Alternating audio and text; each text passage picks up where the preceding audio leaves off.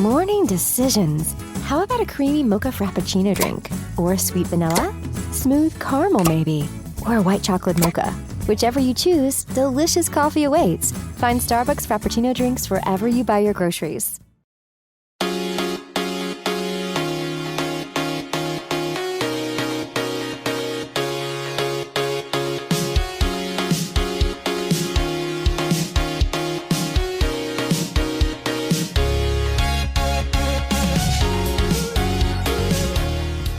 Jessica, and this is Teba K-Rambles, where a couple of friends review Korean dramas, and we are back to review tomorrow. For this episode, I am joined by Pam from @PamDramaholic on Instagram. Pam, how are you today?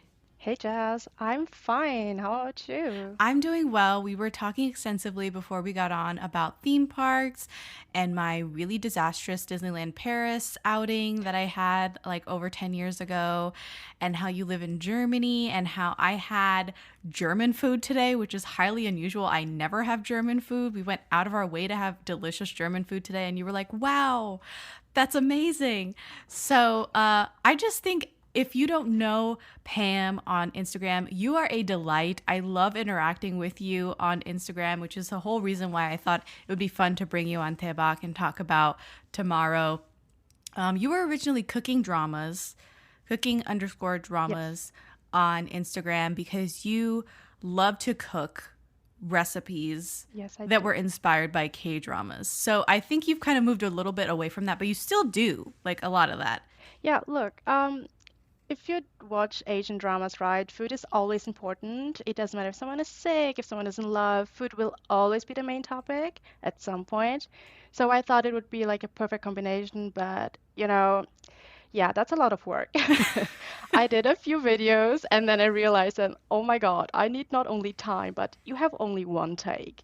Like I messed up a few recipes while recording, or I messed out the audio, and that was horrible because then you have to redo everything. So I was like, maybe it's time to change a little bit. I'm still drama obsessed. I love food, and I will every now and then still make some amazing recipes because I just love cooking Asian food from scratch. So I try to do it from scratch as much as possible. But let's focus on the drama a little bit more than on the food. So maybe I will go to ramen and, soju. That should be fine. That's not a problem with me. I love ramen. So for those who are not familiar with your page or are just not familiar with how you got started in K-dramas, why don't you give us a little bit more info about yourself, how you got started, what were your first K-dramas, maybe what are your favorite genres, and just a little bit, I know sometimes you watch a lot of stuff, but what are you currently watching? Oh, wow. A big question. Like, if you don't follow me, you probably don't know my currently watching list is longer than my watch list probably at this point. So to be honest, I started K-dramas because of a friend of mine. Like, she loves K-pop and K-dramas. And I told her, like, I want to watch something similar to telenovelas. I'm Brazilian, so I really miss that feeling. And then she said, why don't you start watching K-dramas? And my first K-drama was Extraordinary You. So kind of fitting for today. That is intertwining especially well with today because obviously everything is fate. It's fate. It's fated. And I think I fell in love because I felt like Extraordinary You was explaining me a little bit of the world of K-dramas. It did explain to me a lot. So before I even started watching K-dramas, I kind of knew how it works in a way because my friend was always talking about it. And Extraordinary You was just perfect for me, at least as the first K-drama, not too heavy on everything else that I know, like bullying or whatever. Just a simple, cute kind of K-drama. And I mean, I did fall in love with Rowoon at this point. So, and then I was just mainly following her suggestions. So of course I watched Strong Woman Do Bong Soon and then Crash Landing on You, and they are my favorites. Kind of like, it's really hard for me to pick one, but those two are the ones I would be like, okay, if I had to rewatch, I would. Yeah. They were funny, they were cute, they just entertained me. And yeah, well, you can see that I do love my rom-coms, right? Romantic comedies will always be my favorites. I love giggling and just being happy that people are falling in love. In real life, I'm not that romantic, so perfect. I can be fake romantic with the dramas. But sometimes when I watch too many romantic scenes, I'm like, okay, I need a break. It's too much now because it's not happening in my life, so I don't want to see it anymore. Mm. So I then just like actually to watch a lot of horror and action. I do love that. And fantasy elements are always a fun thing to have for me. I like that. Yeah. What are you currently watching? I think I know the answer to this because Look. I follow you. So Yeah. I mean, my current obsession is definitely a C drama, not a K drama at the moment, yeah. right? Oh, well, It's the double. I And guess we have to say that Pam loves to watch C dramas as well, and so we bonded a lot over our love for C drama actors, and she would send me a lot of like photos of C drama actors and tag me in things just because we're friends. So friends share. putting a smile on friends' face is Yeah. always my pleasure. Yes. So your obsession currently is Current obsession, definitely the double. Like this is drama, you'll hear a lot about it because final episodes are coming out and I cannot shut up about it. But I'm also watching two K-dramas, believe it or not. Wow. Finally, I found two that are kind of entertaining. They are, wait, what's the name again? Miss Night and Day. okay. Another fantasy kind of rom-com thriller action. I think we will have everything in this one. And My Sweet Mobster on Viki. Uh-huh. Oh, yeah. So I think I'm just watching them because I need something entertaining because the angsty part of the double is coming and I cannot deal with it in a proper way like a normal person do Yeah. usually. So Yeah, I am yeah. excited to press play on the double eventually. I am definitely going to press play pretty soon because it's ending finally, and I hate waiting for episodes. And also, I just can't keep up with the release schedule of a C drama. I just can't. That's true. I heard from Liliana that they released a fast pass for the double. She was obviously gonna get it, and I was like, "That's how they Look, get I'm you, gonna do the Liliana." same. They already got me a few weeks ago, and I'm like, you know what? It was like €3 for me, and whatever. I can totally pay for that. I will do Yeah. that for the double as well. I can't. Yeah. I'm horrible at waiting. I have no patience Yeah. whatsoever. Yeah. So for those who are unfamiliar with C Drama Land, because you're listening to a K drama review episode, some platforms like to release the finale episodes early. They are available early, but you have to pay for them. They're behind a paywall. So the Fast Pass is this paywall, and it's very low paywall. Like as Pam said, it was like €3 for her, and she was like, "I'm doing it. Like I just want to see the finale now." Yeah. And that's how they get you, because you're already paying for the platform. Yes, but also you cannot ever enter the internet until you finish this drama That's unless you already watched it, right? Because right now, just a few minutes ago before we started recording, I saw a spoiler. I'm like, I'm not dealing with that. If this happens, if this is true, I'm gonna be crying after we record this Oh my because God. I cannot wait. Okay. Yeah. Well, as you know, for K-dramas on Taebak, every review, we do a non-spoiler and spoiler section, so you will not have to worry about being spoiled for tomorrow, the K-drama we're going to review today. But thank you so much for talking through your experience in Asian dramas, Pam, and welcome to Taebak. I can't wait to talk about this drama. But before we do, if this is your first time listening, go ahead and subscribe on your favorite podcast app. We're on Apple Podcasts, Spotify, Google Podcasts, and many more. And if you like us, please give us a review on Apple Podcasts and Spotify. 5 stars goes a long way for us. Come and check us out on social media to stay up to date on our latest episodes and reviews. You can find us on X, formerly Twitter, Instagram, Facebook, and TikTok at TaebakPod. And lastly, if you're a fan, please consider becoming a patron. It's a great way for you to get involved and show your support for as little as $2 a month. You can check out the page on patreon.com/alwayscriticpod. And shout out to our patrons: Janet Curtis Bale, CD, Alana Grace, Lorna, Sammy, Caitlin, Julia, Michelle, Tenmi, Aaron, Marta, Delphia, and Fatima. Thank you so much for being patrons. Okay, so before we get into this episode, I do want to say that this episode comes with a large trigger warning. This episode and this show that we're going to be talking about has content related to suicide, especially, and sexual assault. A lot of heavy topics will be discussed, and the show tomorrow just dives into these. So please be aware that we're going to be talking about suicide, especially, as well as sexual assault. So I'll get going on the Wikipedia synopsis because the other synopses were no good, just no good. So here we go.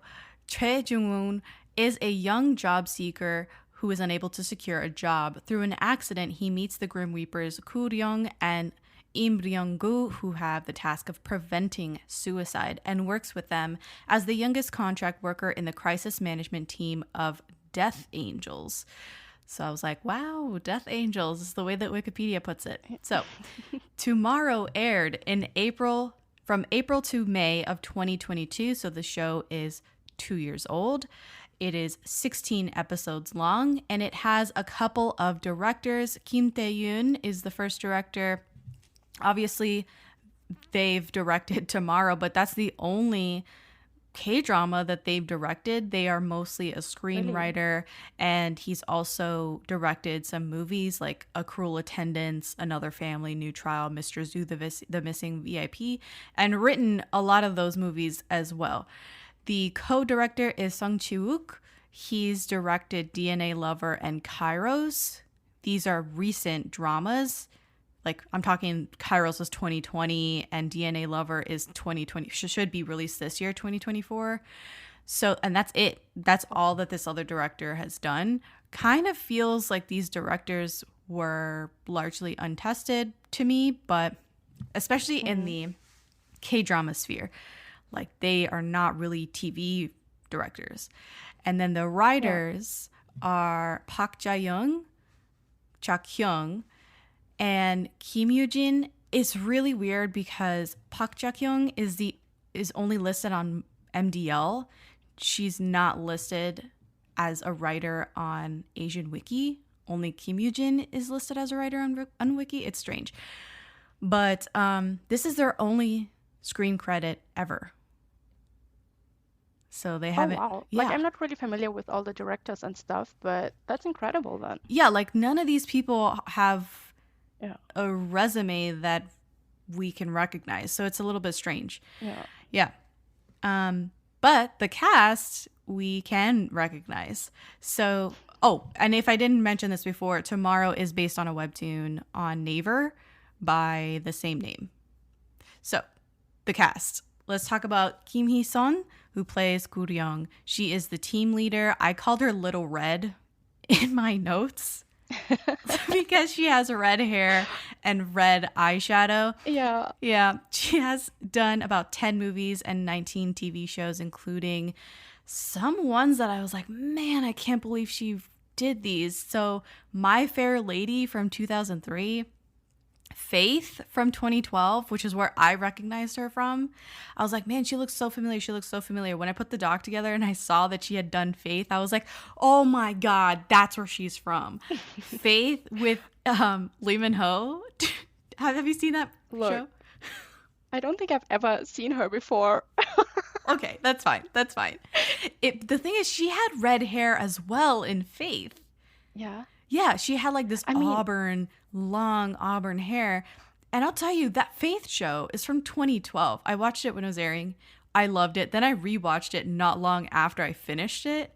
And I was like, wow, this show is shit. I don't know what I was on like back then. Like, I was like rewatching shows and realizing like, what was I thinking a few weeks ago when I watched this and loved it. So Faith from 2012 with Imeno. Lord, she has not aged.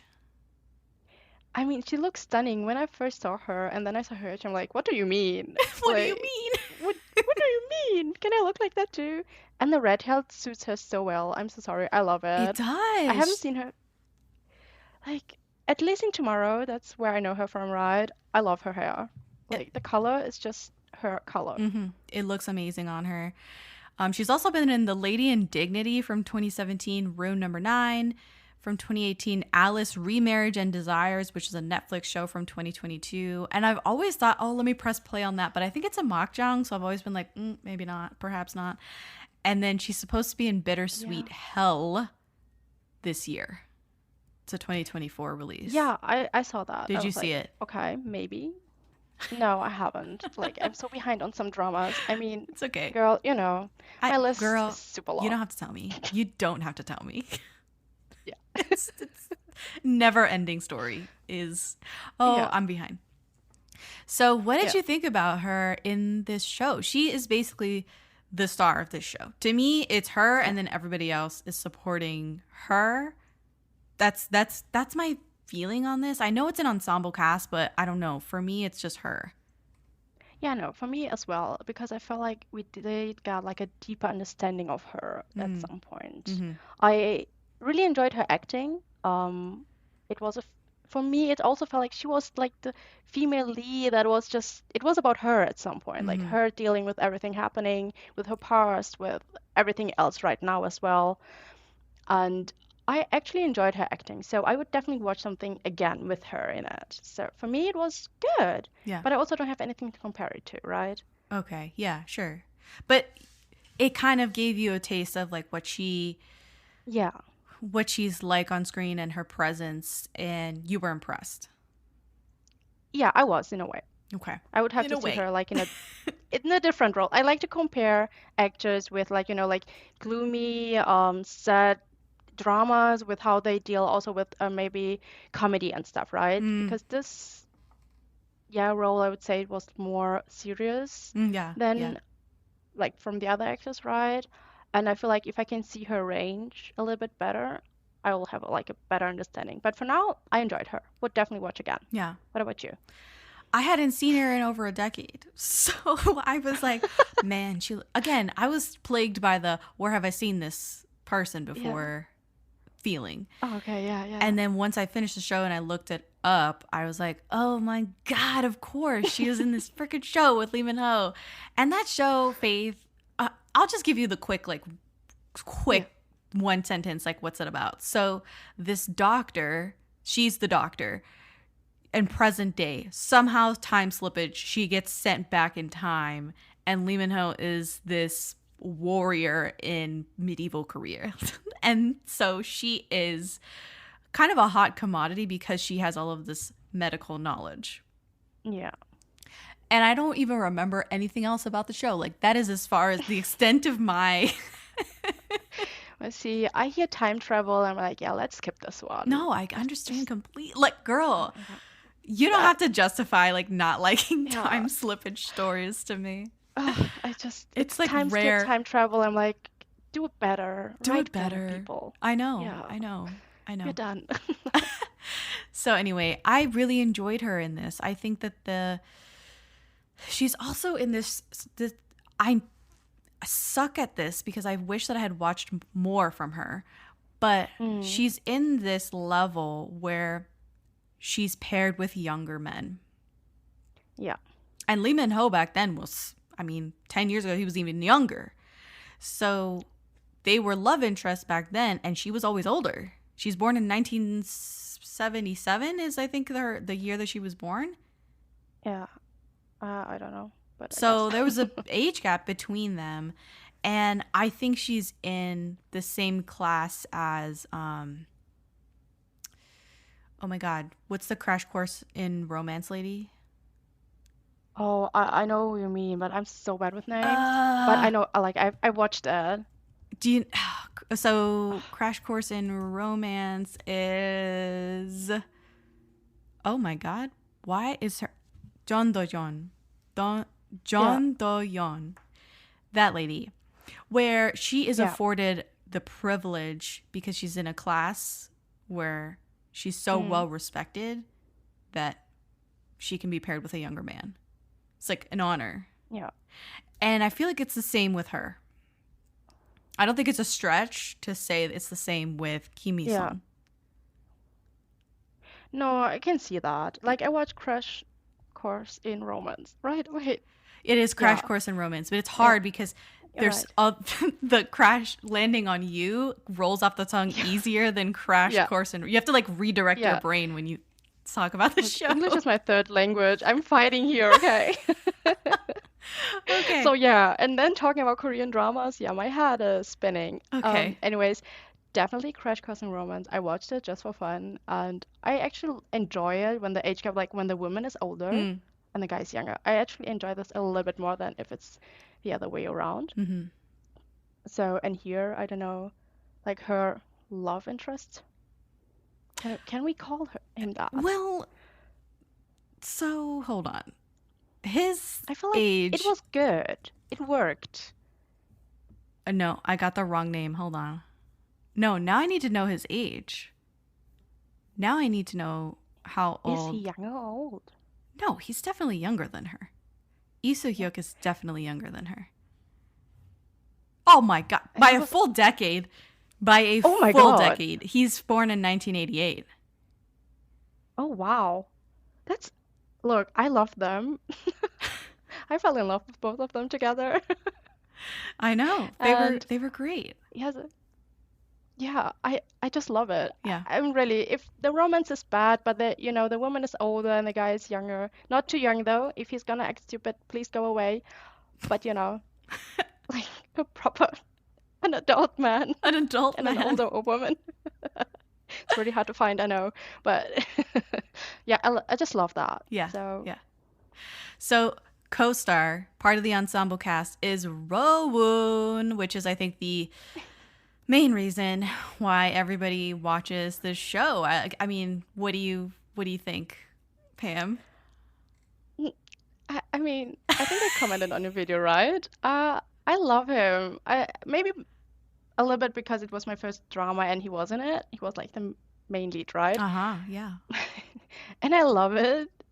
But also, my sweet guy, can you do something else? Can you do a thriller and be the bad guy and just be mean and not a golden retriever boyfriend? Okay. Because I like his acting for comedies. It's okay, right?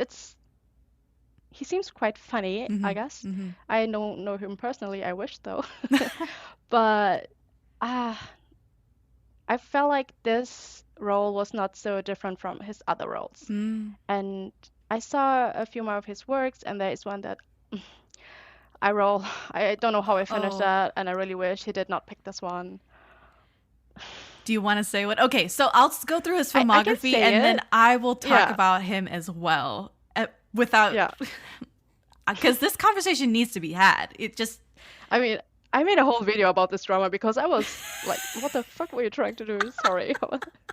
Okay, so Rowoon plays Junwoong. He obviously is a former member of SF9, which makes him an idol. I still consider him an idol, even if he's quit the band, technically.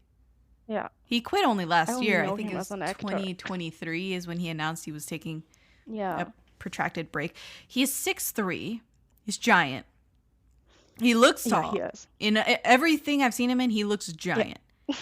And he's now 27 years old. He has been in quite a few dramas.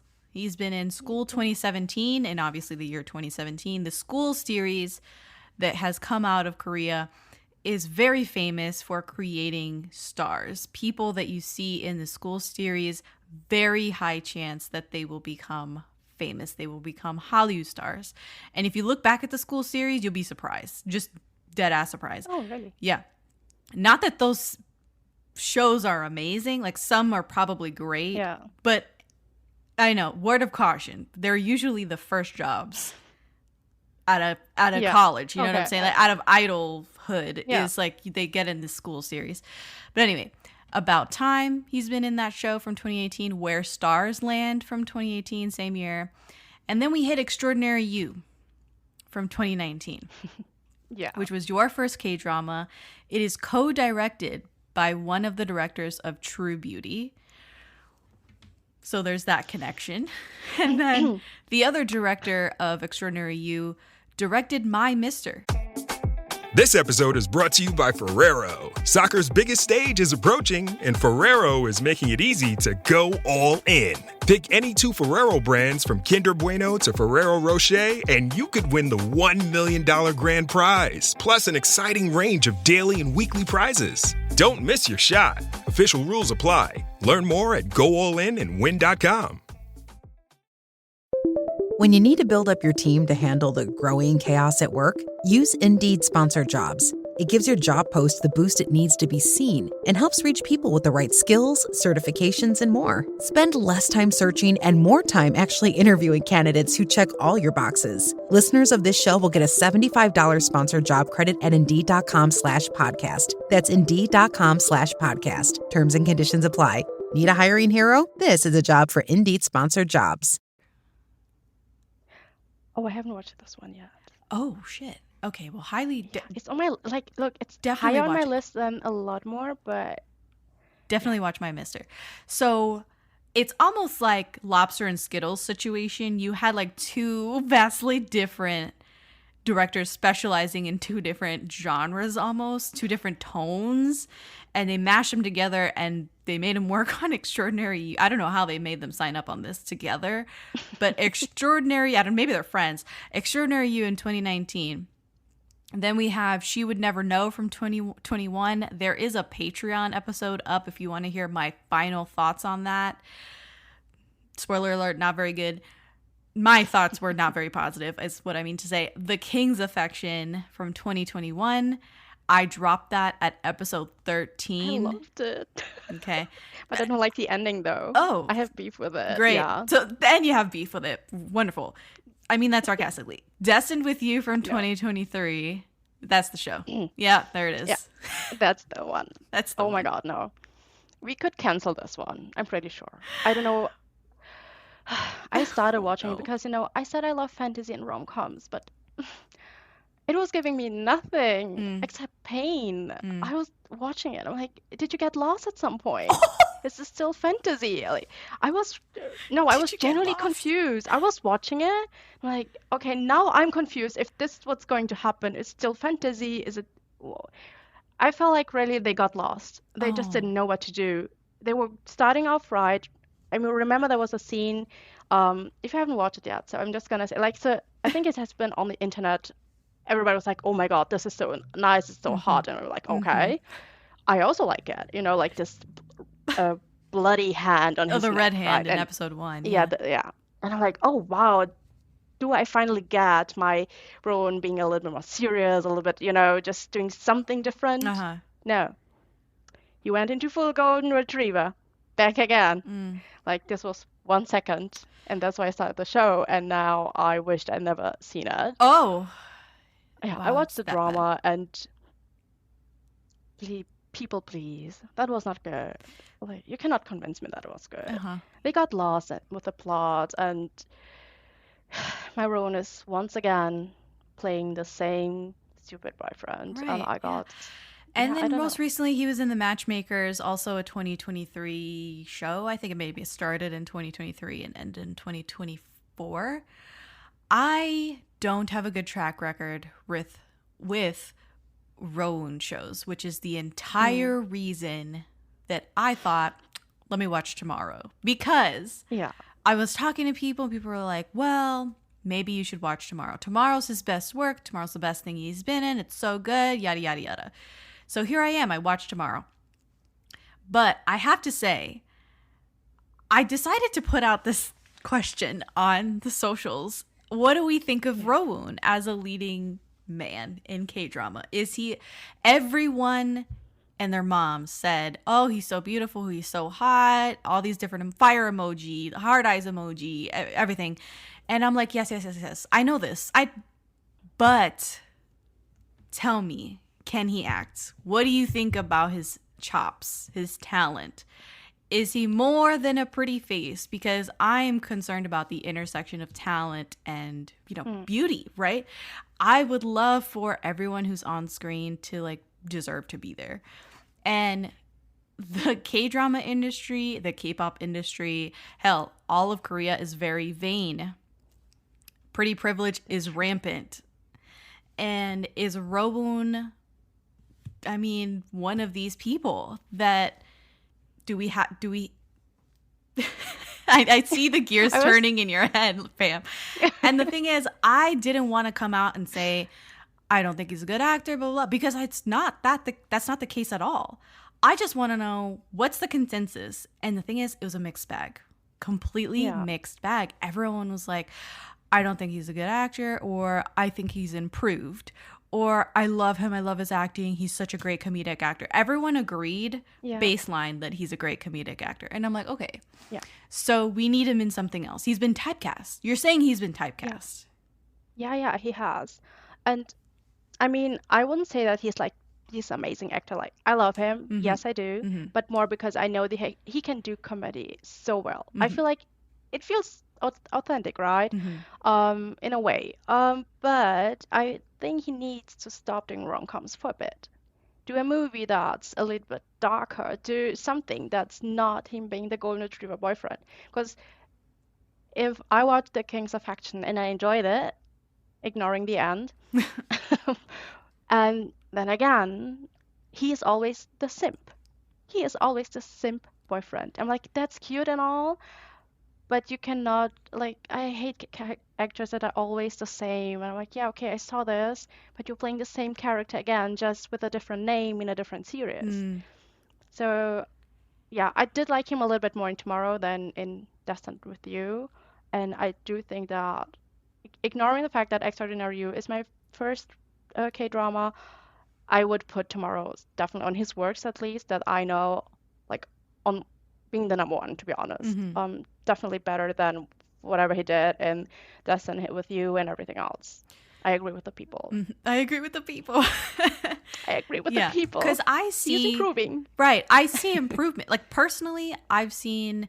She Would Never Know. I've seen King's Affection, even if I dropped it at episode 13. I've seen Destined with You, even if I dropped it, again, a late episode. But I saw a lot of it. I don't think that I dropped these because of his acting. Yeah.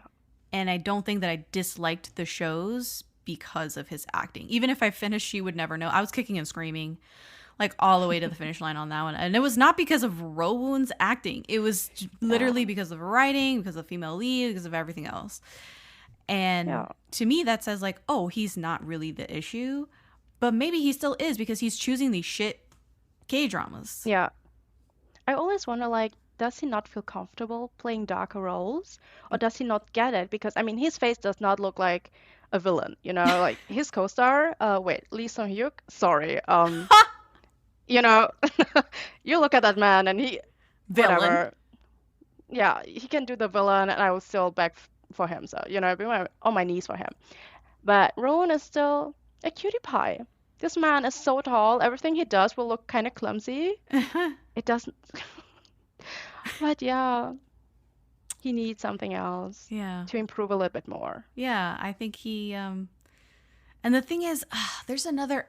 I hesitate to say actor, but it is an actor. Another actor from SF9 who's been acting since he was a child, and he doesn't have the same opportunities as Rowoon has had, simply because of what? Like, because he doesn't look like Rowoon? Yeah, Korea is sometimes weird in that aspect. And they came from the same characters need an group. edge. Yeah.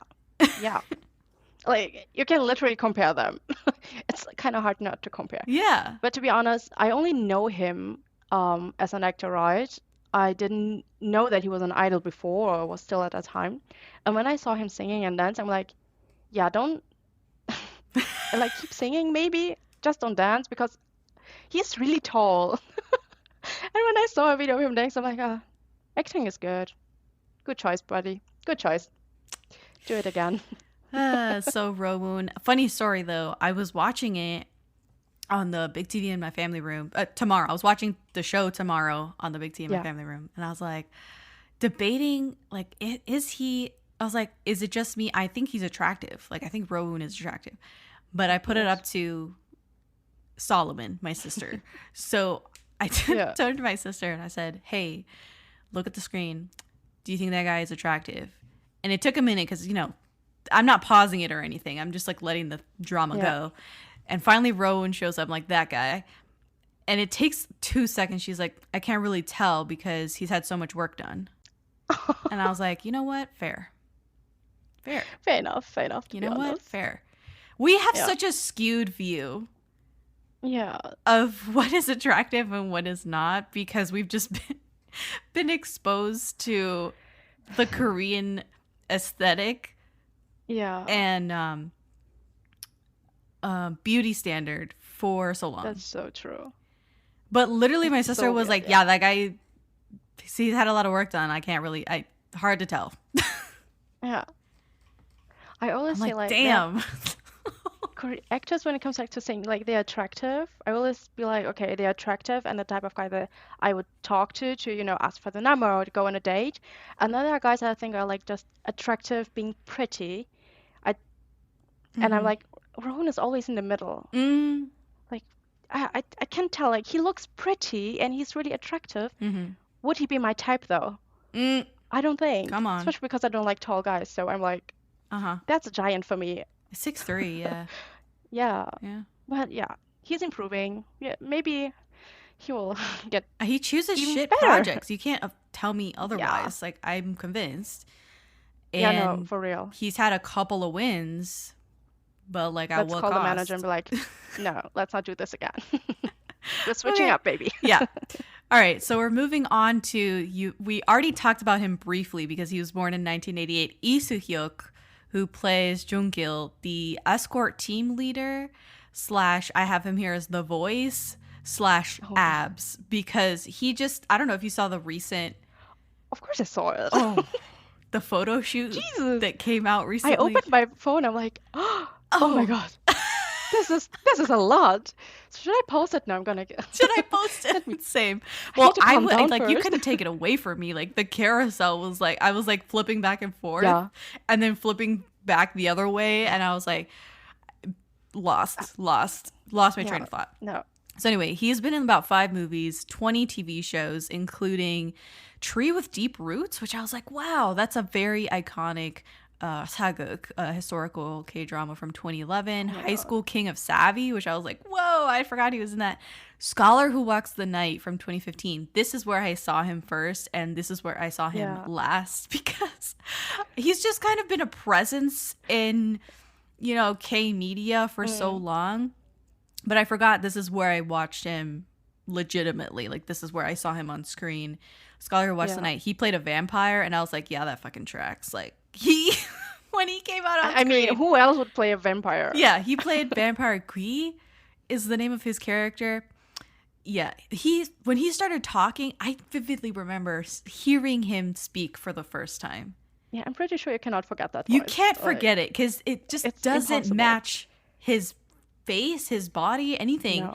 So he started talking, and I was like, Jesus Christ, is that for real?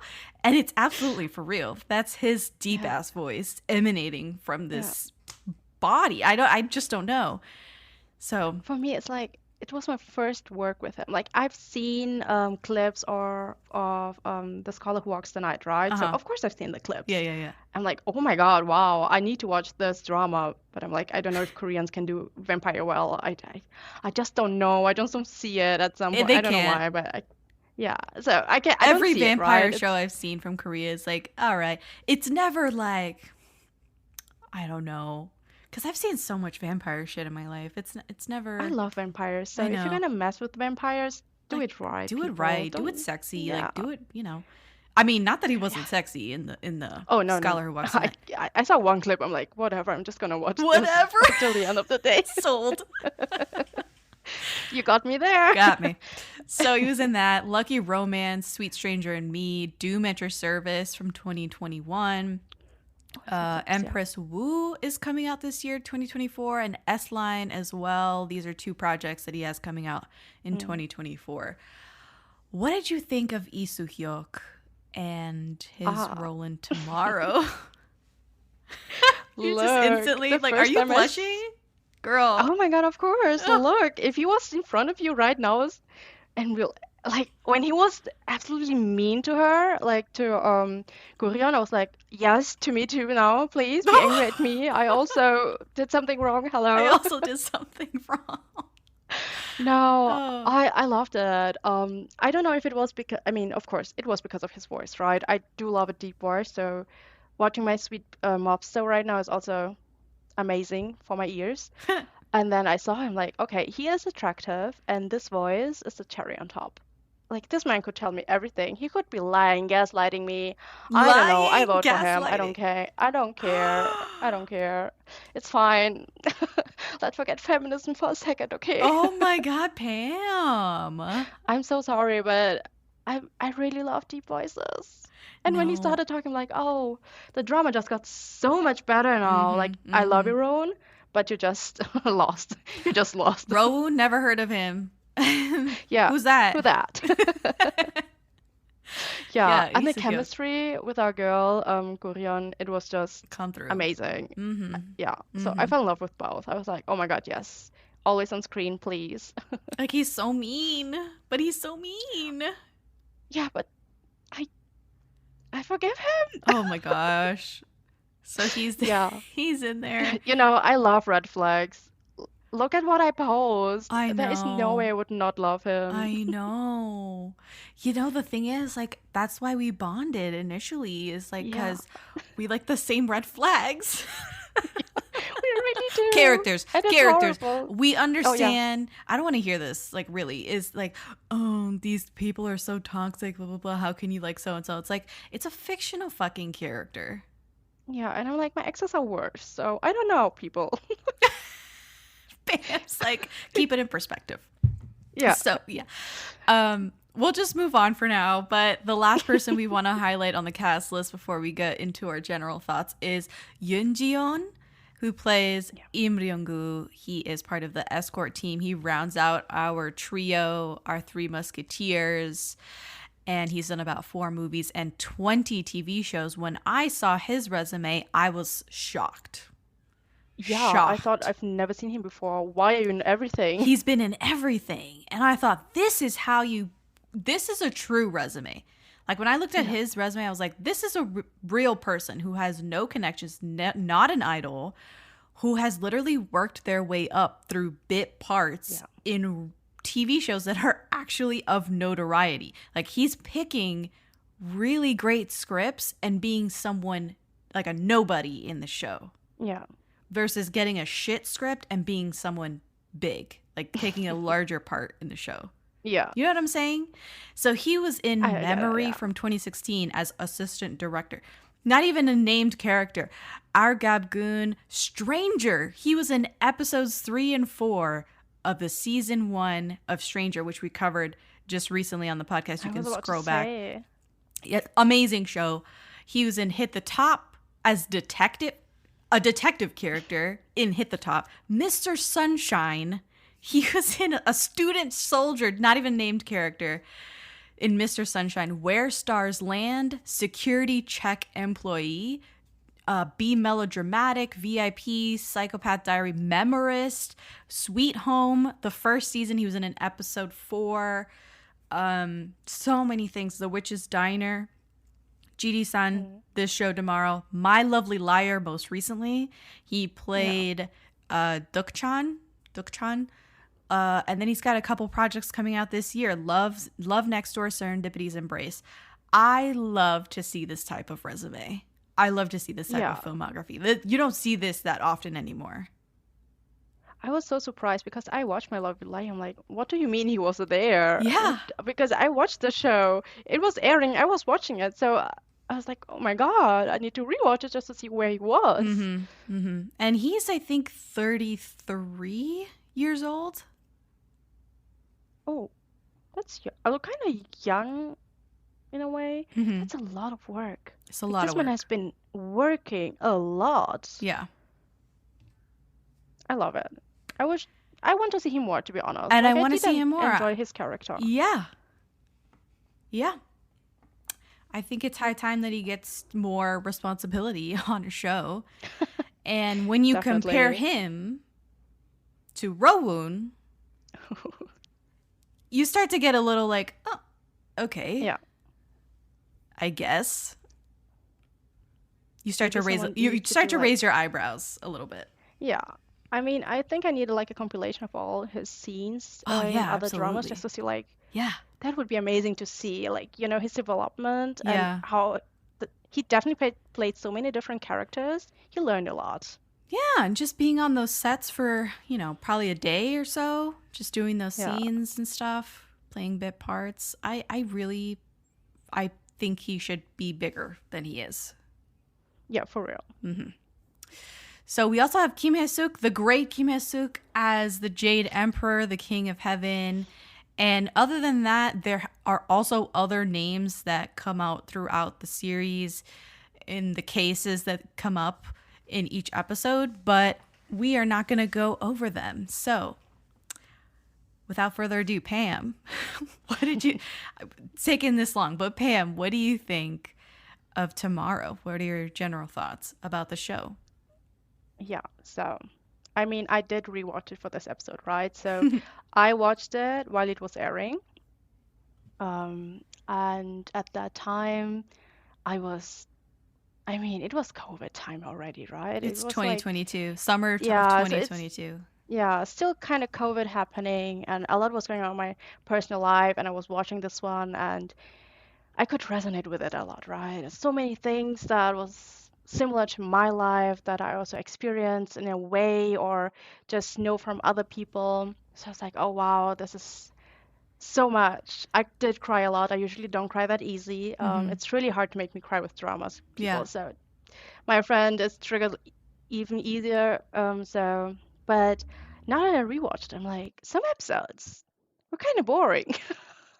And I'm like, Oh wait, why did I cry here? Why was I crying? There's nothing to cry about. Like, it's sad, yes, but why was I crying though? no. Mm-hmm. Oh So my I God. remember, yeah, the first watch is always a little bit more emotional, to be honest. The Right. second watch, I'm like, yeah, it's not that deep. Like, it is, but it's also not sometimes. But I still enjoyed it. I still love this drama. I just would not rewatch it like for third time. Right. I usually don't rewatch dramas at all, but Pam. I would definitely recommend this one if you're in Okay, so you the would right recommend mental it. space. Yeah, I would, to be honest, but only if you like to see how people from a different country work around with mental health, because I feel like they talked a lot about it in what's important for Korea, right? If you don't know Korea or a little bit about their culture, you will be like, what the fuck is that? Or like, Yeah. what is this? It's it's a yeah, it's so hard to watch it if you're someone who gets triggered easily. Mm-hmm. And there are so many triggers that have not been said in the beginning of an episode. I was like, you should have added that. Because if you're not in the right space in your mind, you will lose it a little bit. Sometimes it was way too harsh the way they were talking. It triggered even me sometimes. Like, oh wow, people calm down. We're talking about serious things here. We cannot say that. I get why they did that, but yeah, I would definitely only recommend to people that can deal with this kind of topics. Yes, I agree with you, and I think that we had the same read on the show, as a matter of fact, and that we have the same personality, I think, when it comes to our drama habits and the way that we approach content. I don't rewatch dramas usually. It takes a lot for me to cry in a drama. Usually if I cry, I just tear up and then I consider that I cried. Same. But I didn't cry. I just like got really sad and I teared up. Yeah. But it yeah, wasn't I like get it. I'm like, nose is running, I need a box of tissues kind of crying. Almost never. Hardly ever. Yeah, same. So exactly, that's what I'm saying. Like, we're the same. And there were a lot of moments, especially in the front half, that I thought, whoa, this would never fly. Like, I'm not a crisis counselor, and I have no idea how to deal with someone who's suicidal. but Yeah. it seemed like this was the wrong approach. Like from jump, I was like, this seems like the wrong way to go about Yeah. trying to save somebody who's on the verge of just killing themselves, right? And that like Definitely. that was triggering in and of itself. But like it was tough to watch as well. It was. Especially in those early episodes. But I think that the show was sort of groundbreaking, and it covered some topics that are really difficult for people to face, and controversial topics as well that people don't like to talk about and consume in their media. And I think ultimately I would recommend it as well. Not sure that it's rewatchable, but I think it certainly has merit to watch all the way through at least once. Yeah. And I love the characters and I love the story. And I think I saw some complaints saying that people they felt like, oh, there could be less time spent on the cases and more time spent in like Jumandong and the underworld area with the characters that you've come to know and love, like the Rowoon and the Three Musketeers, as I called them before. Yeah. And I don't know if I agree with that so much. I feel like the writing was pretty tight, and it almost felt like there was more content than they fit into 16 episodes, if that makes any sense. It felt like a longer show than 16 episodes, almost in a good way. Like, wow, they did all this and it was only 16 episodes. Yeah, I mean, I also don't think that we should focus more like on the whole heaven. I mean, there was a religious aspect to it, right? We cannot ignore that it was really Catholic driven. Oh, I thought it was Taoist. Very Taoist driven. For me, it was maybe because I'm not familiar with it, but I grew up Catholic, right? And the whole suicide as a sin is something that you learn right away in Catholic, Catholic school, like church school, whatever. I grew up with that, so that's what people that are Catholic usually believe, that if you do that, you can even be buried in the Catholic cemetery. If you did suicide, right? And I was like, oh. My religious drama is calling. Let's wait a little bit. Stop it, because I understand like, totally where you're coming from. That you're gonna find a lot of commonality, like not commonalities, but you're gonna you can identify with a lot of the lore, for lack of a better word, in the show. Based on what you're familiar with. And you grew up Catholic, and the suicide thing in Catholicism is a thing. It really is. So when they started calling it like a sin, and Lee Soo-hyuk's character hating it so much. Yeah, like loathing You're not it. even trying to understand it. People I was so mad at him in the beginning. Right. Like, dude, can you just listen? Yeah. Why don't you get it? But also, all the episodes, every time they were telling a story, I was always glad that we also got to understand each character a little bit more. Like the nose picking, right? Yes. We got to understand why he does it, because in the beginning I was like, can he stop? This is absolutely disgusting. Right. And then you got so unsanitary. Every time. And he was touching people. And I'm like, yeah. I saw that. But I loved it. And just the approach sometimes, like the first episode, right in the beginning, how Gurion starts talking to the people. I'm like, you just want to push them at this point. Why not just push them? Because your words are pushing them. Right. Because I was like, oh my god, it was really harsh. This? Yeah. I mean, I get it. I still say that I understand where she was coming from and why she was doing that way. But I was like, that's too much. I was acting like Rowoon in all the episodes. Like, can I not do this? Rowoon is the audience proxy. Yeah. Which definitely is very easy to play, because he's just sort of standing in for the audience, and he is the bridge. Yeah. Into this world. I felt like this made it a little bit easier to understand a few things, because every time you had a question, sometimes he would ask be like, why are we doing? Yeah. I'm like, oh, thank God someone asked, because I'm lost now. Yeah. I thought that coming from watching so many C-dramas, this was very easy to understand.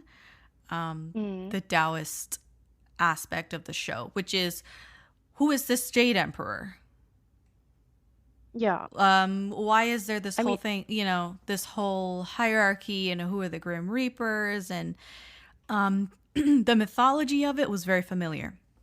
And also, yeah, that's if true. you've watched older fantasy K-dramas like Goblin, for instance, this whole setup of the Grim Reapers again is very familiar. Yeah.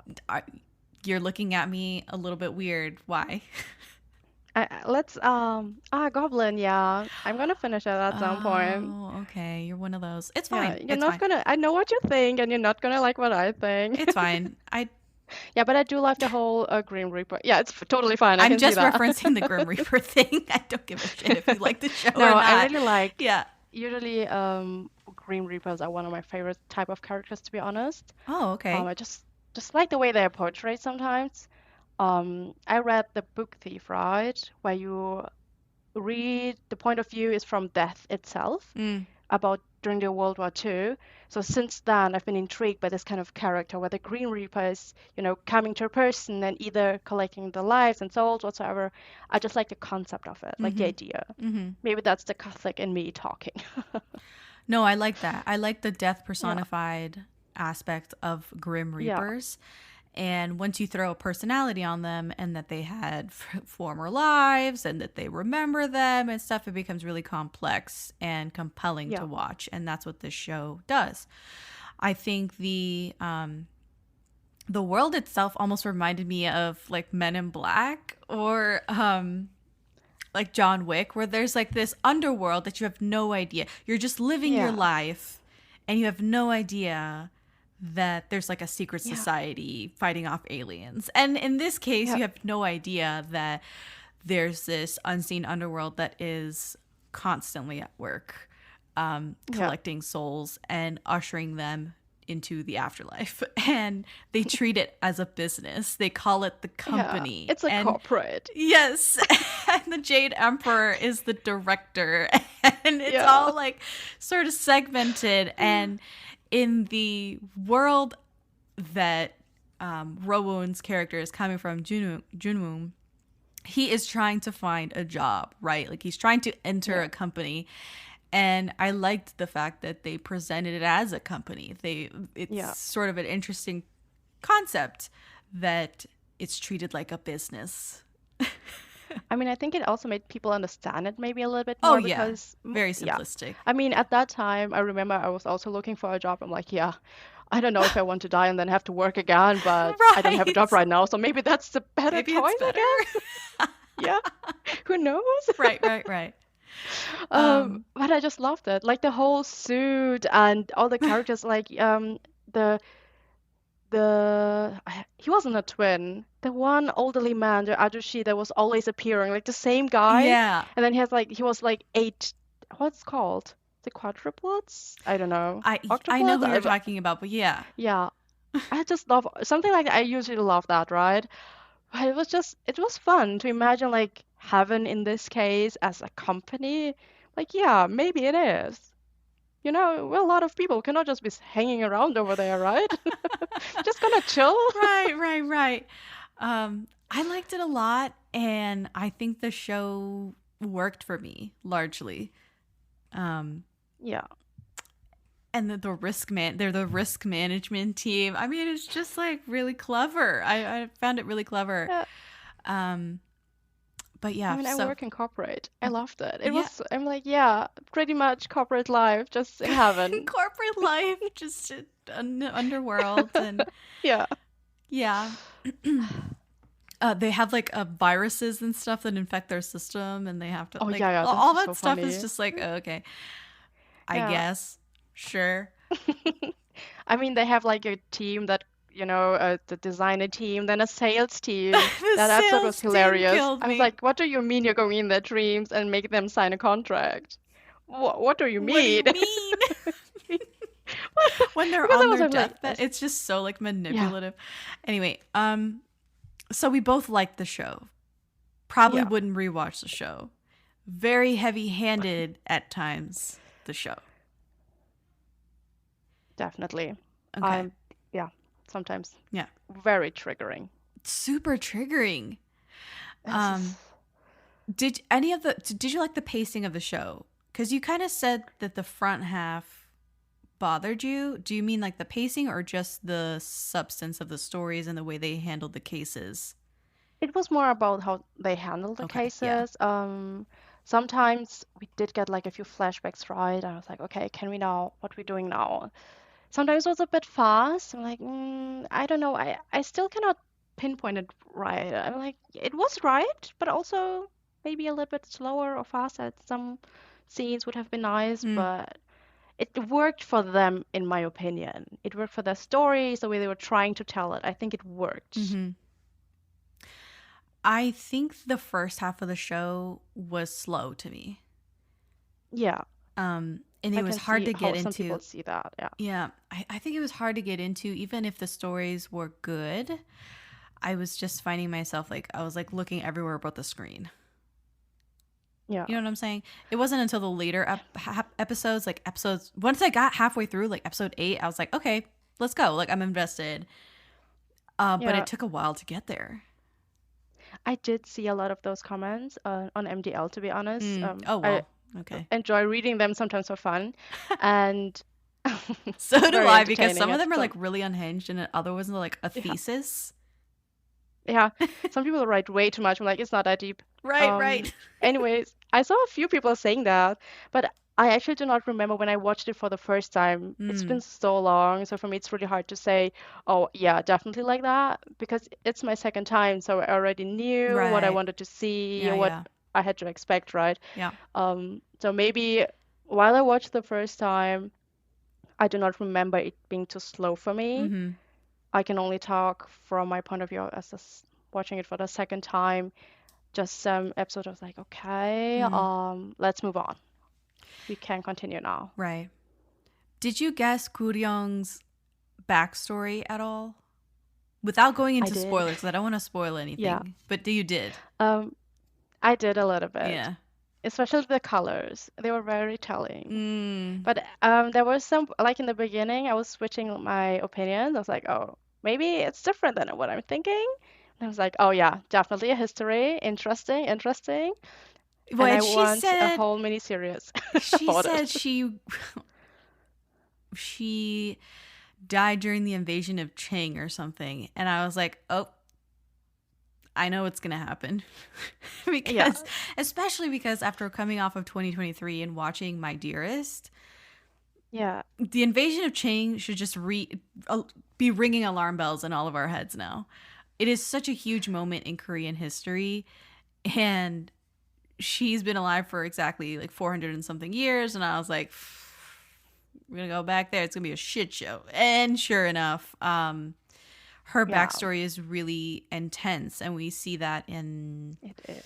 it was late episode 14 was when we finally see the full picture of everything that happened to her, and everyone who's related to her. I'm really trying to like keep it under wraps in case someone wants to watch tomorrow and not be spoiled. So so you guessed some of it. We'll go into like what you guessed in the spoiler section. So I wanted to kind of tease that.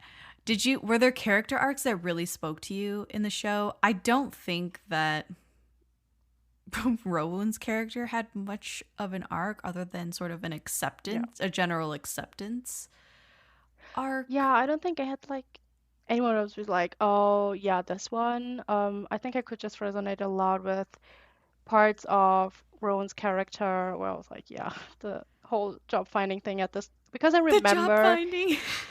I was at this, it was COVID. I just finished my bachelor's.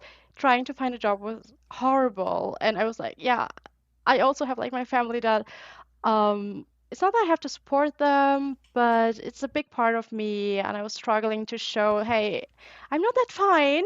It's a lot right now. So watching it, I remember feeling like, yeah, I totally get all those people that are, either working in a job they don't like or accepting things they shouldn't accept, or just trying to get something, especially like the episode with his best friend. Oh, yeah, that was an You know, early the whole- episode too. Yeah, it was way earlier than I thought it would Super happen, early, to be yeah. honest. Yeah. And I was like, oh, yeah, I get that feeling. Like, the whole trying and trying and trying and not getting where you want to be. I could resonate with that a lot. So this was more like certain people had some a tiny bit I could resonate with. Right, But right. usually, yeah. Did you have anyone? I think I really loved the later episodes. And this has nothing to do with me resonating, like it's me empathizing, not me sympathizing, Yeah. because I'm not a mother, but like the motherhood thing in the later episode, yeah, I was like on the floor, Yeah. laid up. I was wrecked. And so that's Ryungu's stuff, like his Oh, yeah. stuff. Oh my God, I was wrecked, toe up. I feel like Tomorrow had a lot talking about women in society. Absolutely. And that's what I liked And about it. yeah, I loved it. Yeah. Like there was a lot of focus on how women are treated in society in general. And I really loved that aspect, to be honest. It was like, yeah, open people's eyes Say it sometimes, louder. please. Yeah. Yeah. So just a lot of episodes were really good. And then I think when they started intertwining some stuff for the characters, I was like, oh my God, this is great. I love the strength from Guryong and how she's just sort of like a battering ram of a person. And her episode 14 backstory, flashback sequence, if you will, takes over the entire episode, is literally the whole episode. And it's stunning. Like, I thought that besides the production value being really high, I thought that some of these sequences that they had were really impressive and historically accurate. I don't know much about how historic accurate it is, but I love that. Like, what I especially loved is that they did not just, show the whole story through 16 episodes, but they made sure that each character got their own episode. Like, Imgu, is it? What's his name again? Nose picking guy? Ryungu. Yeah, right. So he got his episode, so we could properly focus on his story without focusing too much on other things. And then we got her story also in one episode. Because I think it would not been fair to tell her story just through tiny bits and then you have to put it yourself together. They were like, no, you got to see what happened to understand, and then making him also see it. It's so hard to not tell it's so hard. I love that. Like, I feel like I wouldn't have liked it that much if I had to put it all together like a puzzle. Like, you got hints, but then you still got everything in one episode. Right. I agree with that.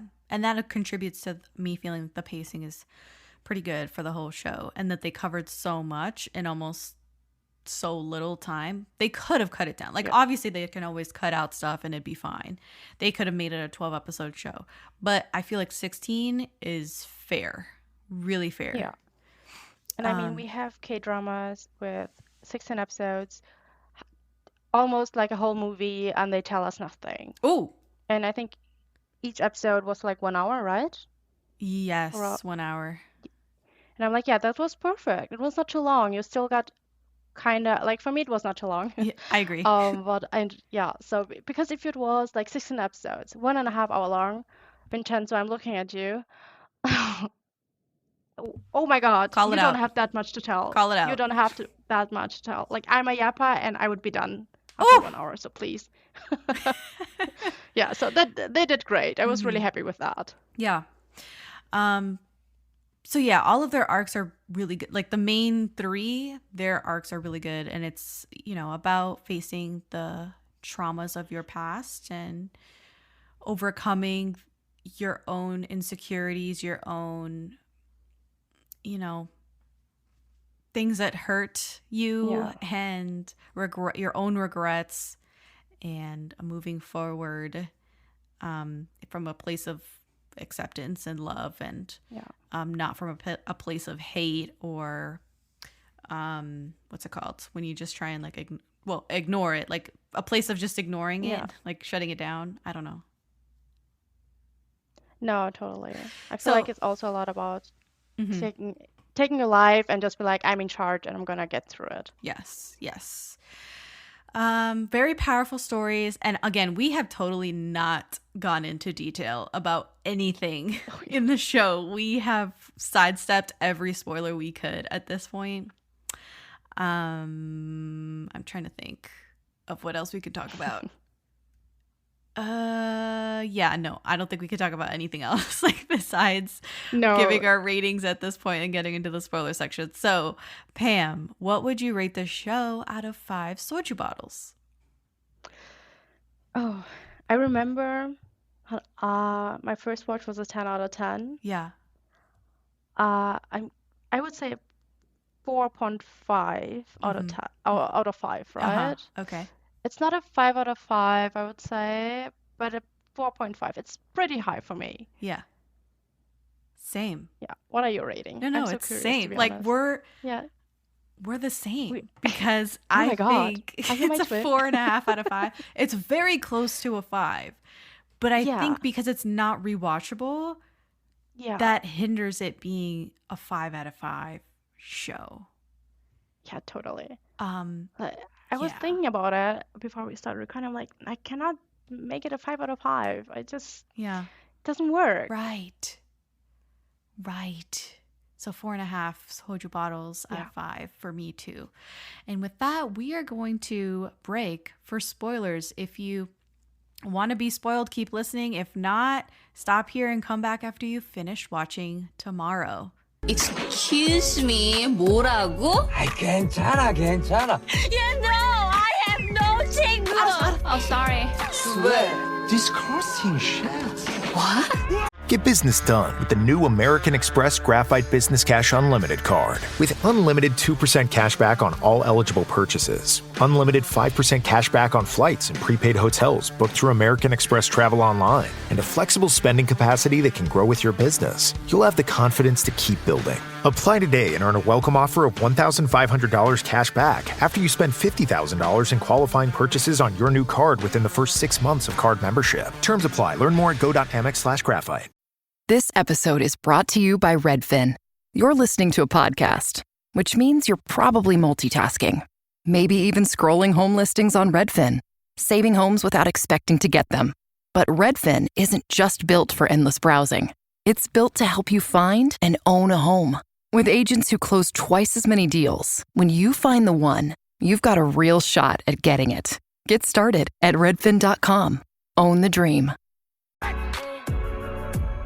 All right, we're on the other side of spoilers, guys. So we're going to talk through the show and all of the really triggering aspects about it in more detail. So Pam, you said that you guessed about Ryon's backstory. What exactly did you guess about it? Did you guess correctly about it? I think that I was really focused on these two. I was like, okay, something definitely happened. Some and shit went down between her and I was Junkyo, like, like okay, 100%. Yeah. And I'm like, okay, he doesn't remember. She does. She Mhm. definitely killed herself. Especially when we saw the red string for the first time. We're like, Yeah. oh, the whole red. It was like in red episode string thing. 1 or 2 that they showed the Yeah. red string on her wrist, and I'm I was like, like, oh, that's it. this is important. Yeah. So for those who definitely- don't I'm know, like, okay. this is part of the lore and also just Korean mythology, right? It's just this red string of fate. It's also in a lot of C-dramas, right? Like it's part of like just this I lore. think in whole Asia, it's kind Yeah, of right? Like the red a string of thing. fate is a thing. Yeah. You know what? I'm gonna look it up. Red string of fate. Yeah. Red. I mean, I oh, think if it- also the red string of marriage. Yeah. East Asian belief originating from Chinese mythology. Commonly thought of as an invisible red cord around the finger of those who are destined to meet one another in a certain situation as their one true love. So she has the red string of fate tied around her wrist, and we're like, something the fuck is up with her red string of fate. Like, who was supposed to be on the other end of the string? I mean, when you first watch it, right, and he gets introduced the first time, you're like, okay, It's him. he is the one. He's the one. He is the one Right. for me and for her. Yes. But yeah, me but I and feel for like her. you could always sense that she kind of knew something and he didn't. 'Cause Right. his aura was always different. It was pure hate about her being from hell, Her right? mission. And her mission. And I was like, every time they interact, I'm like, okay, they know each other, but she knows more than Yeah. him. Like, he has no idea that she has like the whole backstory still. And every time she was always talking to our Jade Emperor, I was like, okay, they both know something. He was definitely with her at some point in their life. I just could not tell if it was like just his past life or his past life. How many lives did this guy live to Right. lose her? And at some point I was like, okay, did he make her kind of kill herself? I'm like, no, it didn't make sense because she was still kind of, she wasn't in love, but you could feel something. I loved when they were on screen together. So I think I just guessed really that it was definitely him Yeah. and definitely the suicide thing, and then she cannot be with him together Yeah. anymore. Yeah. With him, yeah. Yeah, Like, because okay, but part of this lore that they've established, this is, I think, specific to the show, yeah, is that victims of suicide, because they commit suicide, they are punished cosmically by their red string of fate being broken. This yeah, link being severed. And yeah. so hers was severed. And you're like, this is what's happened. So you get the broad strokes. So we both guessed the same exact thing, by the way. Like these broad strokes of like, it's him. He's the red string guy for her. And she committed suicide in her past life. Something the fuck happened between them. Like there's some drama that we don't know. What happened that made her commit suicide? Yeah. I thought that it was him, right? Right. That he kind of did whatever, because the first thing you see is kind of her on the street walking and then talking to him like, this is what you wanted to do. You put down your sword. Yeah, right. Put down your sword. And I'm like, okay, what the hell did he do? You're like, what's up with him? Yeah. Yeah. Boy, I like you, but why are you killing people? Yeah. Right. So And you're like, oh, what's up?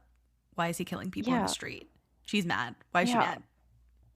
Why was she there? Right. She's just in the street in the Yeah. evening. Like, so lots of questions, very few answers. We don't get answers until episode 14 when the Jade Emperor finally tells Rowoon the whole backstory. And this extended flashback sequence of the invasion of Ching, their whole meeting, their meet cute and everything in the woods, I was riveted. I was like, this could be a K-drama all on its own. Oh my God, I wrote that down. I'm like, I want that as a K-drama. I need to see that on screen, just the two of them. It was super cute. Yeah. It was done so well. I fell in love. Yeah. It was done really well. And this is what I mean by this was very historically accurate, because this whole invasion, the way that the Qing are dressed, the sequence of events, and obviously this basically mini saguk that's in the middle of this show, extremely well done. And it's accurate, pretty accurate. Obviously, the specifics of what happened to her, like there's no way to know if this happened to this noble woman back in the day. But in the 1600s, there was an invasion of Qing and it completely obliterated Korea. It messed with the politics. And if you watch My Dearest, that goes into way more detail about what happened during this invasion and the fallout from that. Oh, that's super interesting. Yeah. And it's super, super interesting. And episode 14 comes on the heel. The backstory and the connection between the comfort women that story that happened in the episode prior, episode 13, that connection becomes way more apparent. Like, why did they do the comfort women episode, that case, and then immediately they do her backstory in episode 14? Yeah. It's because she was also a victim of this Qing invasion and was captured just like the comfort women were ripped from their homes or hoodwinked into being sex slaves. And this is a real thing. Both of these things are true, like history. Yeah. And the prevailing Confucian belief at the time in the 1600s, that belief system created a hostile environment for survivors who actually managed to return to Chosun, Korea after experiencing slavery and sexual assault at the hands of the invading Qing. And so she, even though in Tomorrow, Ryung doesn't experience sexual assault, she wasn't raped, it doesn't matter. Like, if you watch My Dearest, it goes into way more detail, but like, it doesn't matter. It's just the fact that she was taken. There's no way to know for sure if she wasn't raped or whatever. Like, it's literally the worst raging case of victim blaming that you've ever seen. And it's real. It happened. It's so crazy. I mean, especially the mother-in-law, like she Oh triggered me my God, because fuck I that always hate the mother-in-law. evil mother-in-law. I was Oh. like, girl, what do you mean? Please stop. Every time she was on screen, I'm like, oh no, I can't do this Oh my anymore because I God. hate like the evil mother-in-law is always stop it. I mean, I know that's probably definitely what happened with this kind of woman, right? They always think about their honor, especially when they have a son, you know. But still, like the way that she talked to our lovely badass girl that saved everyone, like in the story at least, like that's not how we do it. You should be helping her. And the whole, society judging them just for surviving, horrible. It's the same thing that happened to the Comfort Women in episode 13. So I found that really fitting, powerful. The parallels were there. And fuck that mother-in-law. That mother-in-law, what did she say? There's a quote here that I have from her. Is your life worth more than the honor of this family? Oh, yeah. And I was like, absolutely it is. Fuck this family, Like, first of what all. do you mean? Yeah. Obviously. Excuse me, I'm here. Yes, it's more. She was instigating her to commit suicide, and the scene of her losing her maid and stuff they literally stoned her to death. They would have stoned Big Red to death, but but there's also like another biblical thing. Because you have yes. I was like, yes. I was like, oh my God, yeah, totally. People sin, and then someone, what's the quote again? If you have sin, throw the first stone or whatever. He who has no sin something casts the like first that. stone. Yeah. So I'm like, oh my God, yeah. I know that story, and people will always judge first and before even looking in the mirror. So, Absolutely. it's like society, like still up until now, right? Like people will judge and say whatever, especially on the internet. Yeah. So I'm like, people will always throw the first stone. Doesn't matter if they're innocent or not. But oh my God, you're absolutely right with the biblical tie-in. With the stoning of the two women, and then the maid dies protecting her. She like covers her body with oh my God. I was really affected by that. I didn't cry, but I was just like, oh my God. It was very emotional. And it was. To see her sort of be strong during the invasion. Yeah. And see her say, we have to survive. We'll get back, staying very positive, throughout the whole thing. Had that survivor mentality throughout the whole ordeal, and then finally get back. And it's when she's back home, that's what breaks her. Yeah. Like right that's in front what of the breaks gate, her spirit. Like, I mean, totally understandable. Imagine surviving this kind of thing. So helping others survive as well, and then you get home and be like, "Oh no, you're not welcome anymore." You should have having people point fingers at you and say you're to blame, you're at fault, and you should have died. Yeah. Why did you come back? I mean, this episode, like my rage was so high. I was like, "Oh my God, I cannot deal with it," because I get really angry at sometimes when I feel like something is not fair. Yes. I get so angry. I have to pause. Pam, we're the same. It's just a serious calm down. Yes. My anger issues cannot handle it because I just can see myself losing my shit. I'm like, no, you're not talking to me like that. Not to me. Couldn't be me. I just survived. I helped all these girls here. No. You couldn't even have kids if you didn't come back. What you talking about? Oh my God. And the fact that he actually, her husband, Jung-kil, actually loved her and supported her through this and wanted to continue their marriage. He didn't blame her at all. He was like on her side completely. That was also so like impactful. Yeah, I think it showed how much they loved each other, They because loved we each get to other. know how they met for the first time, Yeah. and it was super cute. Like, you still get this whole, he is always the angry type of guy, Yeah, thinking yeah. he is always so right, and righteous, and then she's like, chill, there are poor people here, no, so please share a little bit. Right. And yeah, I love that. I love the whole dynamic. They were super cute together, but I also feel like at some point you realize that he could not understand No. her point of view. He was No. struggling. He wanted to help, but he didn't know Didn't know how. how. Even, yeah, like he told his mom, no, I'm still being with her, but he still couldn't understand why it was so bad for her to continue living like that. Mm-hmm. Because she didn't want to hurt him, and she was suffering so much, Mm-hmm. but he just couldn't understand it. It Yeah. was not his point of view. Like, he just Yeah. couldn't. Oh, it's so tough. It was so tough. So that episode's really stood out to me. Episode 14, when they finally Oh, reveal yeah. like what the hell is this mysterious connection that Yeah. these two have. It broke my heart. It totally broke my heart. Yeah. And I think it was Because- fitting because you've seen all Yeah. of these stories that are so horrendous. They are so undeniably sad and just impactful and I feel like each story was super transporting. heartbreaking. It was heartbreaking. Yeah. Each story was just so transporting. And Yeah. you're like, okay, what if they are teasing this whole thing throughout? Like, what is this mysterious connection Yeah. that has like fucked them both over, even in the afterlife, even as they are reapers? What could it possibly be? It's pretty bad. Like, once you finally see it in episode 14, you're Yeah. like, it's pretty bad. Like, I can see It is bad. why it went down the way it did. Yeah.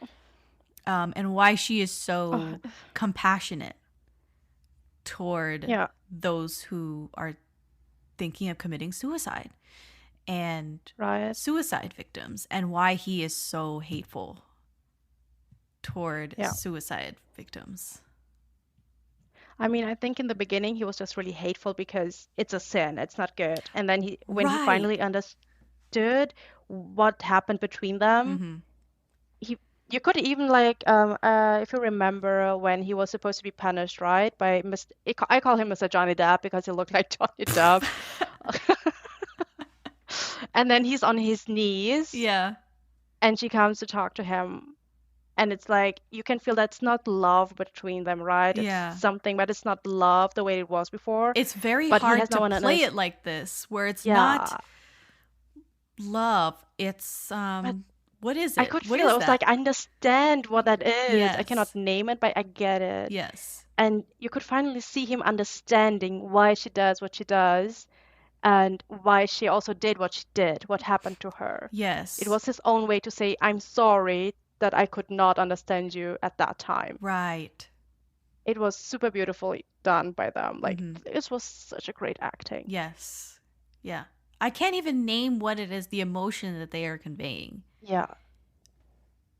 I remember watching, like, I know it's What not is it? love, even though Yeah. I wish they could be together again. I would die for that. I but, know, but it's I also not, feel they're like- not like romance. It's not romantic Yeah. love. It's but it's also not friendship at that No. moment, right? It was just an understanding of each other at that point. Mhm. She was just like, thank you that you finally get it. yeah. Took you a few years, but It took you, I don't know, You got it now. 400 yeah. some odd years, but Yeah. glad we're here. A few reincarnations, a few Glad we got working it's together closure. again. Maybe it's just closure.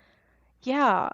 It's like the way that if you have like an ex and you kind of never got to talk about what happened, and then you finally have that talk. You Mhm. may not hate each other as much as before, but you have an understanding of Yes. closure, right? Yeah. It was, I love that. And the way that he smiled and everything, like a tiny Stop. little Yeah, smile. It was it's like, the okay. final episode.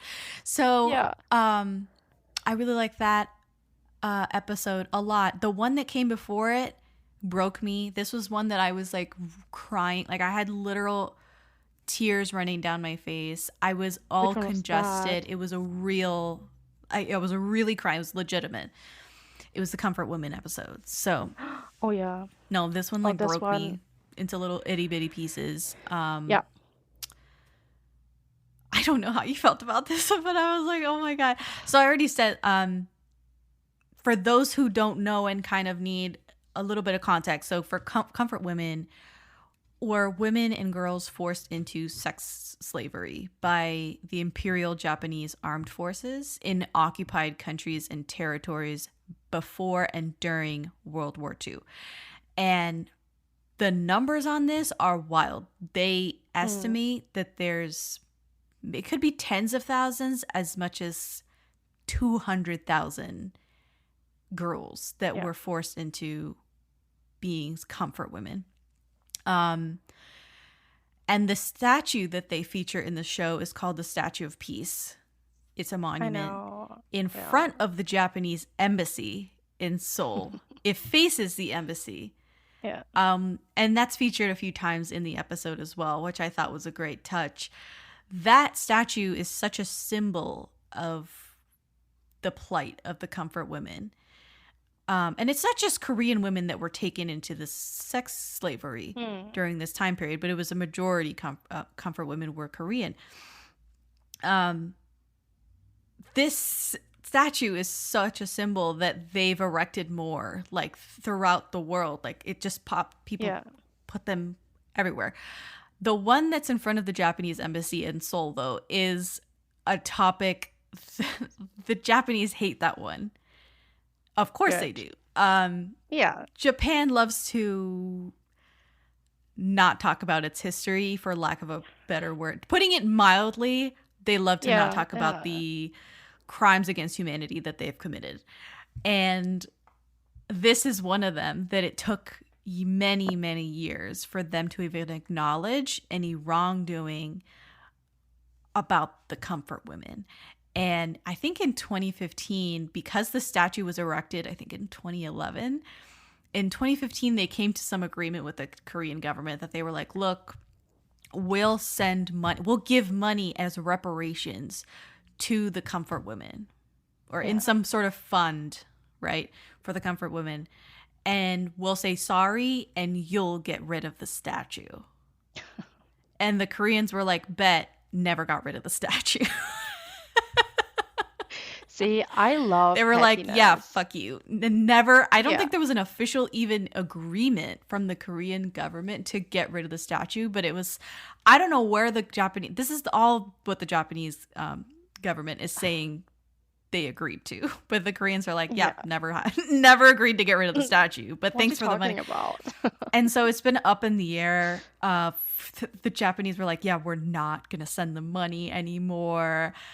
And I think they removed a couple of their diplomats from the ambassadors from the embassy. And it was like, a little temper tantrum. Yeah. Over classic. The comfort women statue that stands outside their embassy. So I love that they included it in the show. Yeah. I mean, when I was watching this episode, before I didn't know that too much about comfort women, right? I used to read a lot of historical books and stuff, but I never knew a lot about what happened between Korea and Japan. And when I first watched this episode, I was like, oh, I need to know a little bit more. And so I read a little bit into it. I'm like, oh my God, this is absolutely horrific. What the fuck? What is this? Like, what kind of behavior? It's just absolutely insane. And then what I loved about this episode is how many times they mentioned we never got an apology. So many times. I think it was the dying woman at this point. Yes, yeah. She said, I cannot die until I made sure that everybody knows what happened, that it was not our fault, we were forced to do this, and that we get an apology. I still get goosebumps, to be honest, every time I talk about it, because for me, this episode was super impactful. She was really every time like, we never got an apology. I cannot die now because I need to get this apology so all of us can rest in peace. Right. I have to do this on behalf of all the other girls. Yeah. And So that, I mean, I'm not that far removed from the episode. And that line that you're referring to is very powerful. It was uttered by Kim Young-ok, the great Kim Young-ok. She played that character of Jung-moon she was on her deathbed, and she was one of the comfort women they had a strange connection. with Boki, Yeah. who was afraid that she was to blame for sending her friend to be a comfort woman, because it was this whole nefarious thing. They would put these ads in the papers that say, oh, you know, come and work at this factory, blah, blah, blah. And these girls would show up and they would be put to work as sex slaves. So she was afraid that she basically sent her off, like, without her knowing that this was a trick. Yeah. I mean, she was a little girl. How was she supposed to know? How was she to know? She just wanted to help her friend. Yeah. It broke my heart when she said it. I wanted to help her. Yeah. Oh my God. Like, Stop. oh my God. So again, this whole episode was me. I mean, I was red. I was sweating. I was crying. Completely wrecked me. And when they said the ending of the episode was when Kim Young-uk's character, the former comfort woman, dies, and she is saying this friend, like the one that died saving them, would not blame her, that she would give her a hug if she could, and that I'm not going to stop advocating for us and demanding an apology from Japan. Flood of tears. Flood. I'm talking about waterworks. And when you kind of knew who the Reaper, them, that's right? this Reaper that was in the mix, and I was like, who's this new Reaper? Listen, hit me like a ton of bricks. Yeah. When she revealed that's the one that died, the friend that died saving them, is that this group of girls escaped. Yeah.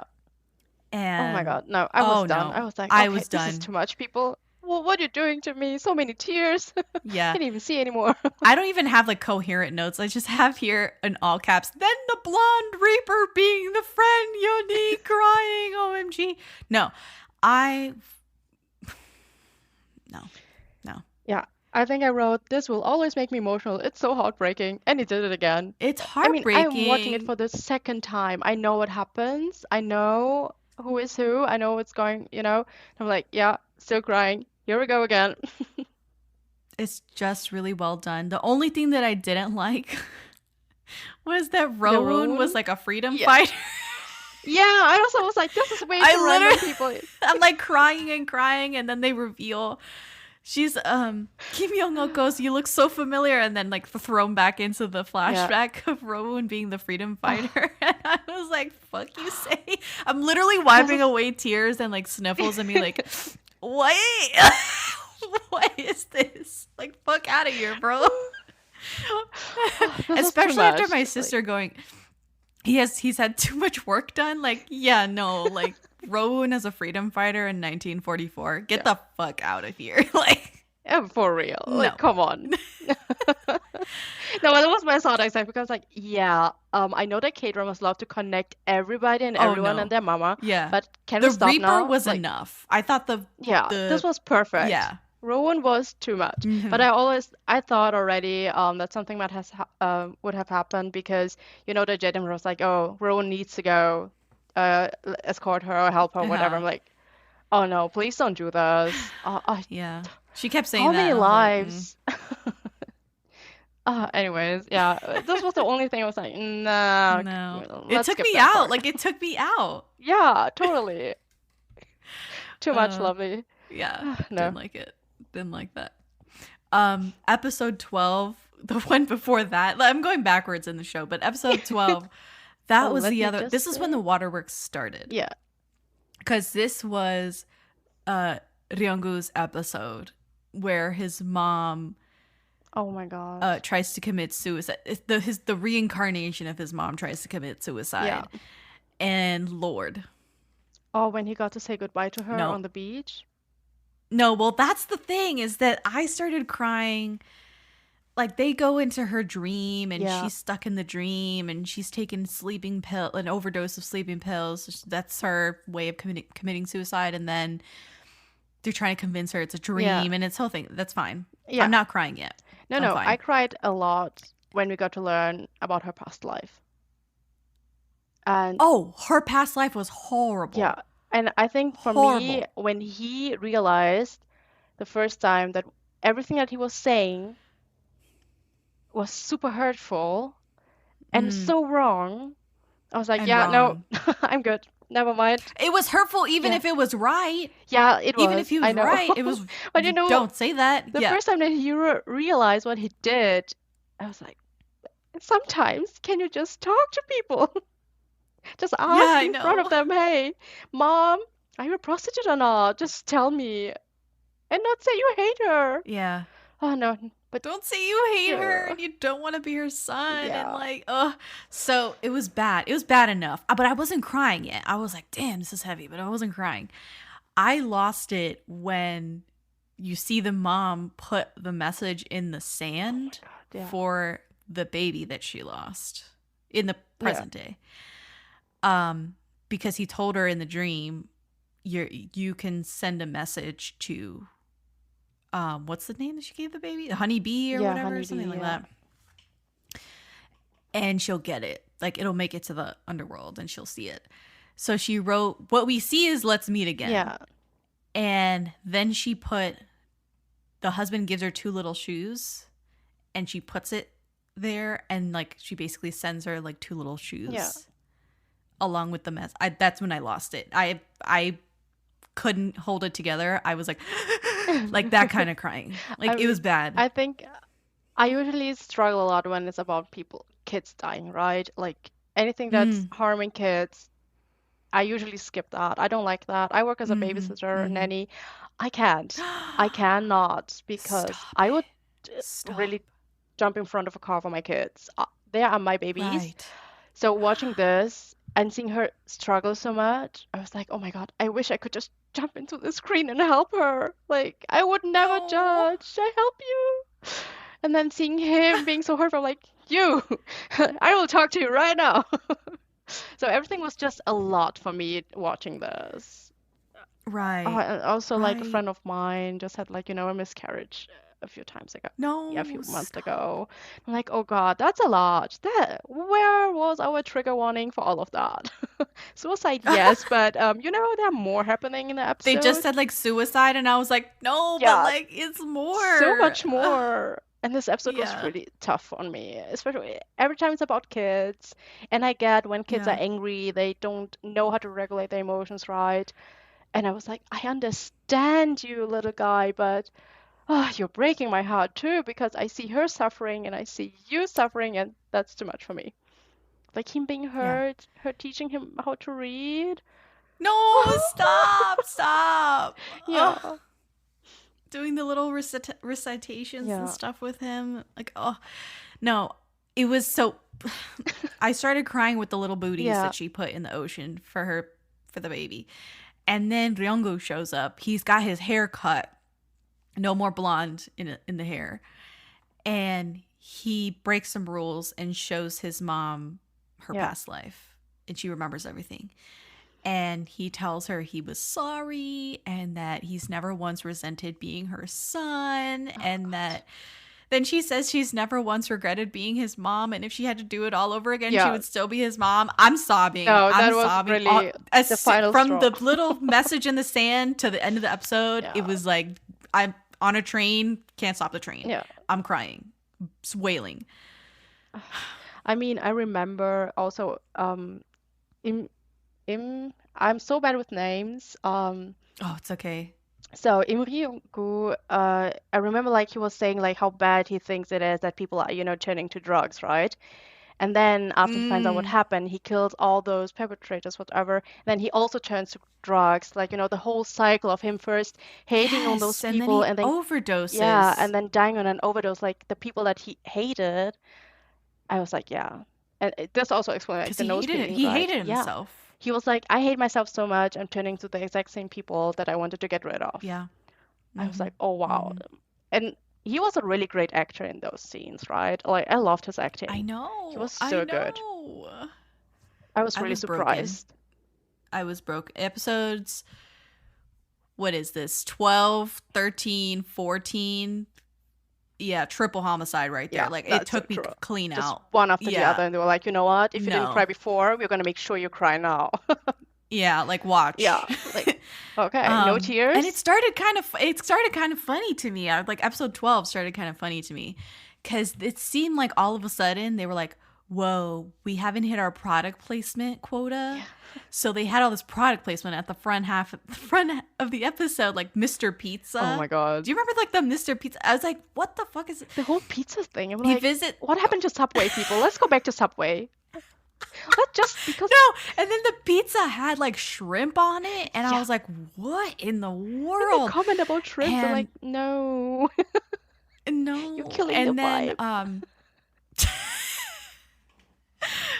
Ryungu's mom works in a sports clothing store Yeah. that's called the South Side, but the logo looks eerily similar to the North Face. And then all the stuff that they're wearing, like Rowoon's wearing a jacket that has tape over the North Face logo that's clearly didn't there. pay And I'm like, attention to that. this is so freaking funny. I'm laughing through all this. I'm sobbing, wailing by the end of the show. Yeah. That's why I was like, it caught me clean, like off guard. Yeah, no, for real. Oh my god. Oh god. The whole shit. pizza thing. Like, no, people. The pizza, I was like, what is this? And then Big Red is like, I want something sweet. I'm like, since when, Yeah. girl? And so he goes to get something. It was like another product placement. Yeah, no. It was- Sometimes the product foul. placements are so bad. I'm like, oh. I know. Can we not Yeah. stick, let's go to Subway again. What happened to good Let's old go to Subway? Subway. You know what? I prefer Subway at this point. I mean, I must confess that I sometimes hate when they have like pizza brands, like Pizza Hut sometimes or whatever. I'm like, I don't like that. It's always too random. Why are you showing this pizza so close? No. Yeah. Just, I don't know. They also do that a lot in Thai shows, so that's maybe because I'm like, oh no, can we not do another? Really? Yeah, they have. I think their Pizza Hut is sometimes sponsoring, the series. Like, it's fine, Mhm. but I really don't want to see that pizza right now. Like, it does not match. But It whatever. doesn't mesh with anything else. No, like the aesthetic is killed right now. We're talking about suicide and you're Shrimp eating. on pizza, Yeah. and then we're gonna go. Yeah, no. no. Oh my god. You're gonna bring that into the afterlife, Uh, into the company. Do you think they Think about it. imagine having a Subway in the afterlife just for product placement? They work all in a Subway. That would be so funny. Okay, I have no idea. You know, No idea. I don't even feel like it's a stretch. I don't even feel like it's a stretch. If this was, I don't This know, could work 2017, better than the it damn could have pizza. happened. True. It would have worked a true. little bit more. Maybe they could have like switched the arrows Yeah. or something on the Subway logo, and it could have been like that way to heaven, that way to hell. I'm Oh my like, god. you know, I want it to could see have that, worked. to be honest. That would be so funny. and maybe the colors could be. I mean, Subway could have been something. Yeah. Well, we have Or it shrimp could have on been pizza. something else. Like instead of Subway, it could have been like one way or something. You know what I'm saying? Yeah. Like, So many things. I don't know what they did, but pizza? No. no. Mr. Pizza at that. Oh, yeah. And it looked bad. Like, not gonna lie, it looked bad. Episode 10, they had the sexual assault case Oh my god. with the fraternal twins. I think I posted it on my story that my rage was so high. Oh my God. I mean, I do listen to a lot of true crime, right? So I know that this is typical for those Korea, real. right? Like this It's is fucking real. literally everyday life for a lot of people that had been through that, right? Mhm, So mhm. it was so triggering because just recently I heard Yeah. about another true crime case, like Korea, get your shit together. I know that not every country is perfect, especially when it comes to that. We just have so many issues. But this was just hitting too close.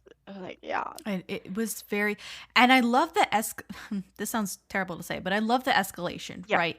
And the way that they tied, especially the last few cases, together into the mysterious story of like Yeah. how Big Red and what's his face, Junkil are connected. Yeah. What is their past life story that has wrecked them into the afterlife?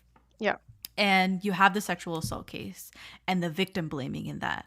Then you get, another backstory for one of the trio, Yeah. the Three Musketeers. Then you get the Comfort Women, and then you get it's an escalation that all leads into you're gonna understand the gravity of their backstory way better when you get there. Because, you start also with the present, what is going on right now with sexual assault cases. How nothing has changed. Yeah, and then you go back in time and still the same. Women are still being... Same shit. Yeah, they are being blamed. People are still not trying to help them.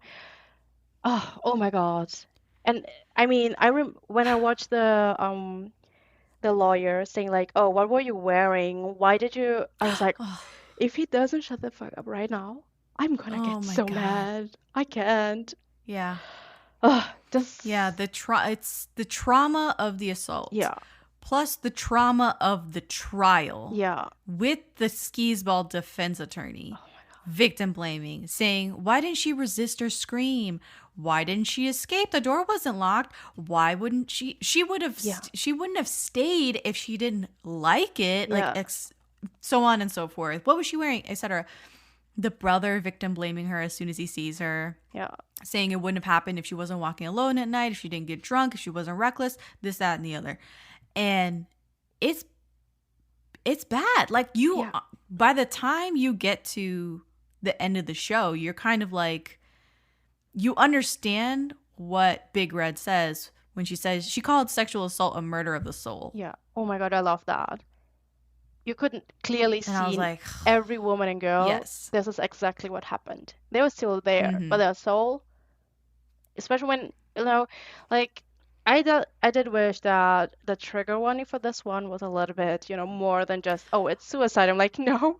No. This is... Well, I think it might have said sexual assault. I don't remember. Maybe said it. I just remember every time it was like suicide. I'm like, okay. But this was so, oh my God. It was something to watch. And I think in every episode they show, not a lot, but I think they show enough where you're like, you're jarred, right? Like you're like shaken up. And this one is no different. And the Comfort Women one, going back to that one real fast, that was like almost the first time that I had seen the barracks or whatever that they had kept these with. So I was like, oh, and that's real. Like they kept them in the barbed wire all going around. in and out. Soldiers going in and out, like 70 men a day and shit like that. It was just like, so that's what I mean by historically accurate. And this one, what's eerily accurate about the sexual assault case in episode 10 is that the guy gets a very light sentence. He got like 2 years. Yeah. And I mean... And probation, I think, was a large part of it. And it's because he was drunk. In Korea, that's a thing. Yeah. The law recognizes being drunk as a mitigating circumstance and therefore grounds for leniency. Yeah. So people commit heinous crimes while they're drunk, and they get a reduced sentence. And there has been in recent years, there's been a lot of uproar and demand for change. And I mean, on that law in Korea. He's saying, oh, he has a future ahead and he's a promising guy. I'm like, we've heard this a million times. This is not He new. was young with a bright future. He's got good grades. He's well liked. He's in medical school, blah, blah, blah. And I'm like, I don't give a fuck. He's a horrible human being. And he should be behind bars for a long, long time. Never come out. Please. I don't care. No. Yeah, I think if you listen to a lot of true crime that also not only talk about Western crimes, but also about what happens maybe in Korea, in India, etc., you will see that this is not just a TV show at this point. Like this specific episode especially, this is what's happening right now. There's something, I mean, there are cases maybe 5 years ago. Like I usually listen to Stephanie Sue, right? And I'm like, 5 years ago, there are literal pedophiles free right now, and Korea and their defamation laws and whatsoever, you can even name them. You cannot show any pictures of them, and they could be your neighbor, and it's totally fine. I'm like, I was super angry. I had to pause a few times because I'm gonna throw my iPad through the window at this point. And I already watched it. It was my second time watching it. I still got mad. Right. Yeah. It's just this righteous rage that courses through you when you're watching the show. And every episode, it's a new like circle of hell. Yeah, it was really, it was a lot. And then it started just, it was just a start. And you're like, okay, watching this as a woman sometimes it's like, I know, but damn, we are all suffering. I know, but damn. Damn. Let's watch something happy, I guess. Mm-hmm. No, but this one is a tough now, one. Yeah, that was really tough. Something that they almost lost me with was episode 9 with the suicidal dog. Oh, yeah. Yeah, they almost lost me with that one. I mean, I do have a dog, right? He does live with my mom and all, and I love pets. Not in my home, but I do love them. Yes, I'm listening. Yeah, I'm listening. I was like, I think I cannot relate to that because I'm not that close to my pet. Maybe people with pets can, feel it a bit more, like I felt like it was a cute story, also talking about the feeling of an animal, but this was so far away from everything else. I don't know. I don't know. I was like, okay, this felt like a filler episode. So like because they were we went from like all of a sudden they introduced the concept of pets and animals also have get reaped, right? Like they have grim reapers that come and collect them, and they go this was kind of cute to be heaven honest as well. Yeah, but you're right. But after like experiencing the pain and suffering of actual humans and the reality of life, then you settle in with episode 9 and you're like, oh my god, who's suicidal? They gotta save him. You think it's you think it's Rowoon's sister for a hot second, and then that it would be her. I'm like, why are you all jumping in front of cars? What's going on? Right, and then she just sits there, she just squats in the middle of the street, and I'm like, bitch, get up. My god. Who does that? You can just grab that dog and take him, like to the side. What? Yeah. Did we just all get stupid or what's going on? So, but it wasn't her. It was the fucking Pomeranian that she saved. And I was like, ooh, so that's a swerve. That's a real swerve on the show. I remember watching for the first time, like, is this for real right now? I thought was that like, maybe he was trying to save his owner, get attention, that his owner is like the dog. We are talking. Okay.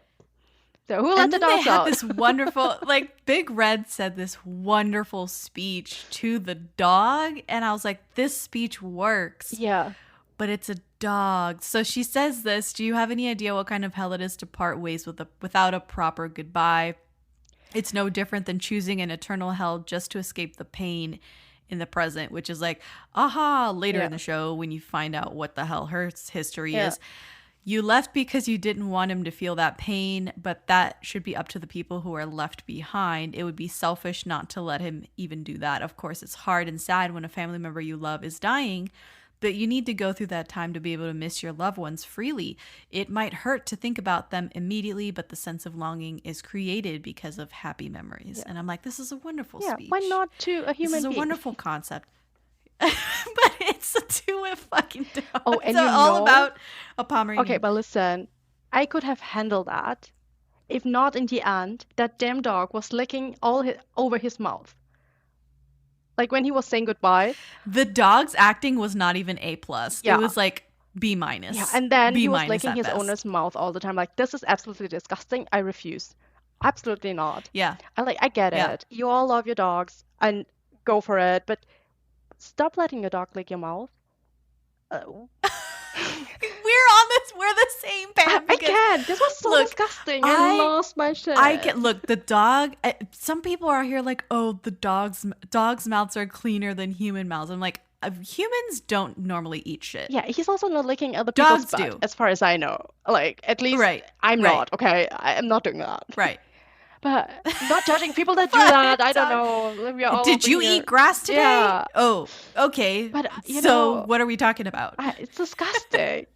I was just disgusting. Like, why? Don't let your dogs lick you in the face, in the mouth.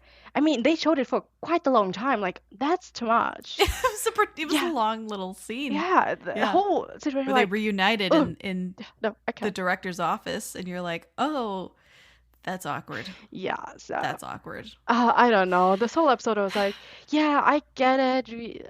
You all love your dogs and pets and all. It's really sad when they go, and I don't know. Stop letting your dogs lick your face. Anyways, rest in peace, a little Pomeranian. I didn't. So the only time that I was like, okay, I kind of get it, is when they reunited the dog with the owner, and the owner started kind of opening up to the dog, and I was like, all right, this is a little bit better, because I understand the owner losing the pet. Yeah, I thought like, I understand that, like, absolutely, but the dog's point of view, I was like, yeah, I understand in a fraction. I understand a fraction of it, because obviously there's really sad stories of, you know, the owner got in a car accident and the dog wouldn't eat for weeks until the owner returned, and like, there's stories like that, absolutely. Or the owner died and the dog like stood vigil at the cemetery for the rest of its life. Like, there's stories like that, absolutely, 100%. It's all true. But also, it's an animal. Yeah, but I also think you could have never done this episode with a cat. You could, right. Like, never this happened. could only be done with a dog. Like, you can't do it with like a chinchilla. Yeah. Can't do it with a bearded dragon. Yeah, like, you know, at this point, I was watching like, I don't know. People, why am I watching this? This was really the only episode where I'm like, yeah, I'm sad, but also we had the veteran episode, right? Right! Like, what do you mean I'm not watching a dog being We sad? had a fucking Korean War veteran. Yes. We had so many things. And we had they recreated the Korean War. That sequence is amazing. We had, you know, before that, And we you're had like, so many things. Bullying, body shaming, like in workplace, everything. We had so many things. And then we had sexual like harassment a in the dog. workplace and the bulimic. And then A dog. you get to a fucking dog in episode 9. And you're like, what? Yeah. Taken aback. Really? Taken aback. I mean, I It's can astonishing. see that some people would be like, oh, you just don't get it. I'm like, yeah, I don't. I swear, people, you cannot explain it to me in a Sorry. way that I will ever get it, and I have a dog. Will I be sad when he's gone? Probably. I felt, you know, okay, I do have to jump in here and say, we had a family dog for the longest time. It was a rescue, and his name was Zeus, and it was a miniature pinscher. Sweetest dog, the best dog we've ever had. We've had some crazy ass dogs that we've had to sell or give away and stuff when we were children. Especially because as children, we couldn't necessarily take care of the dog. It was all down to my parents. So, really my mom. And so now when we were older, we got this dog. We had him for like 13 years. Yeah. But he was already a rescue. We didn't know how old he was. And it was all like a guessing game as to how old the dog was. The dog started doing really badly during the pandemic. He had major separation anxiety. It was awful, awful. The dog was doing horrendous. A lot of upheaval in the family members dying, and like the dog was doing terribly. Then he got sick and he could barely hear anymore. He's like basically deaf, basically couldn't see anything. And then he kind of had like a stroke thing, and we were like, okay, no, like this dog is suffering every day. Like he can barely walk. So we went to go put him down, and I thought, I'm going to be strong. I love this dog. We've had it for many, many years. Girl, when it came time to put the dog down in the middle of this pandemic, girl, we were all sobbing in the room, crying in the room. And I think they've seen a lot of people that have lost their shit, like putting their pets down. Yeah. So they were saying really crazy shit that we were like, you would say this for a human dying, but okay. So we all kind of had our wits about us, but when it came time to actually put our dog down, it was extremely sad. Yeah. It was heartbreaking. And we were all different, feeling different. Like we left feeling so different. So I understand this feeling of like, maybe I probably feel sad when I have to let the dog go. And then when it happens, you're like, well, damn, fuck, shit. That was awful. Oh my God. That was the saddest thing ever. So I get that. But man, I feel still like not to the extent yeah. of an entire episode on a suicidal dog. Maybe if they Not mixed, to you that know, extent. like the point of view of the owner a little bit more. And Maybe, but even then, like, yeah, but still, he it's was a different kind of dog owner than we evidently are. yeah. I don't know. I guess this is something that maybe the director or writer can explain to us. Maybe they had a dog and they were trying, you know, to also heal. Oh, true. Yeah, so I'm judging that it was there, to be honest. But you know what? If you felt like it was necessary so people are ready for what's coming next, fair enough. I'll just assume that's what they're trying to do. Right. You know, like a little laugh in the middle, a little bit, yeah. Hey, at least this time the human is surviving and it's just a dog dying. Fun. Amazing. Right. The human cool. survived. Oh my God.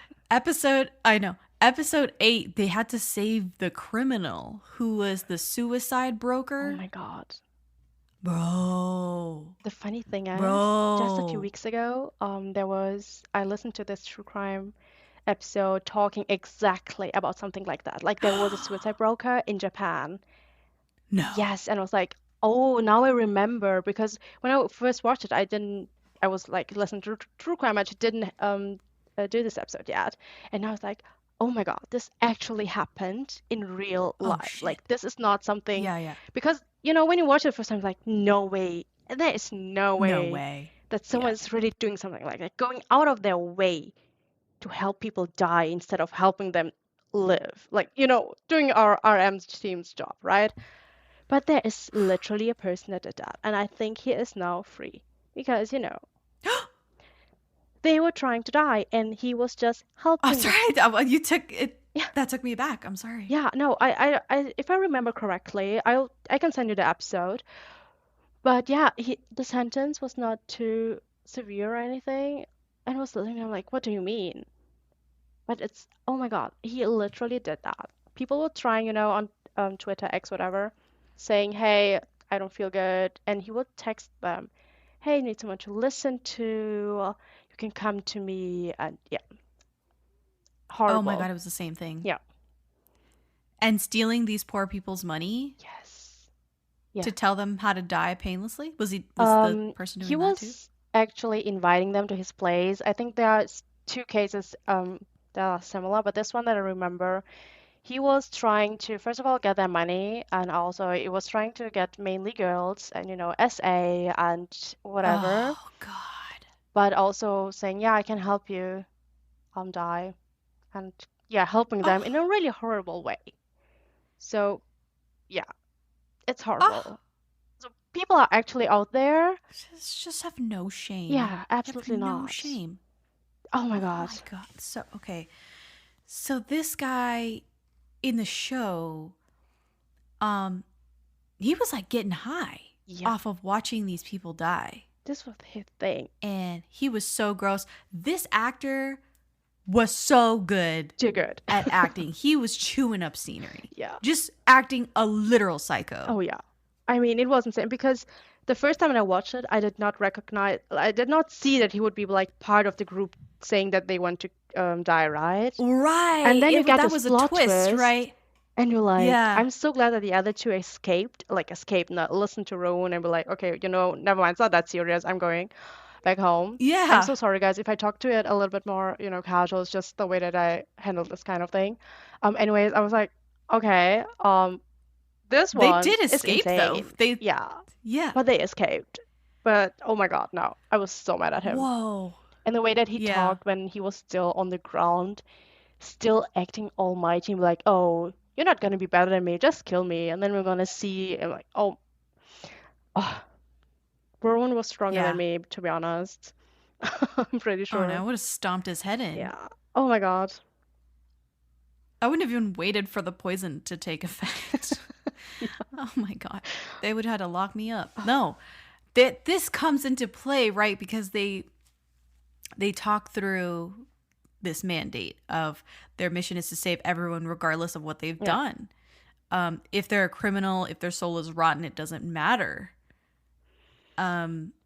And it comes back to what the director said earlier in the show, that like she's not fair. Yeah.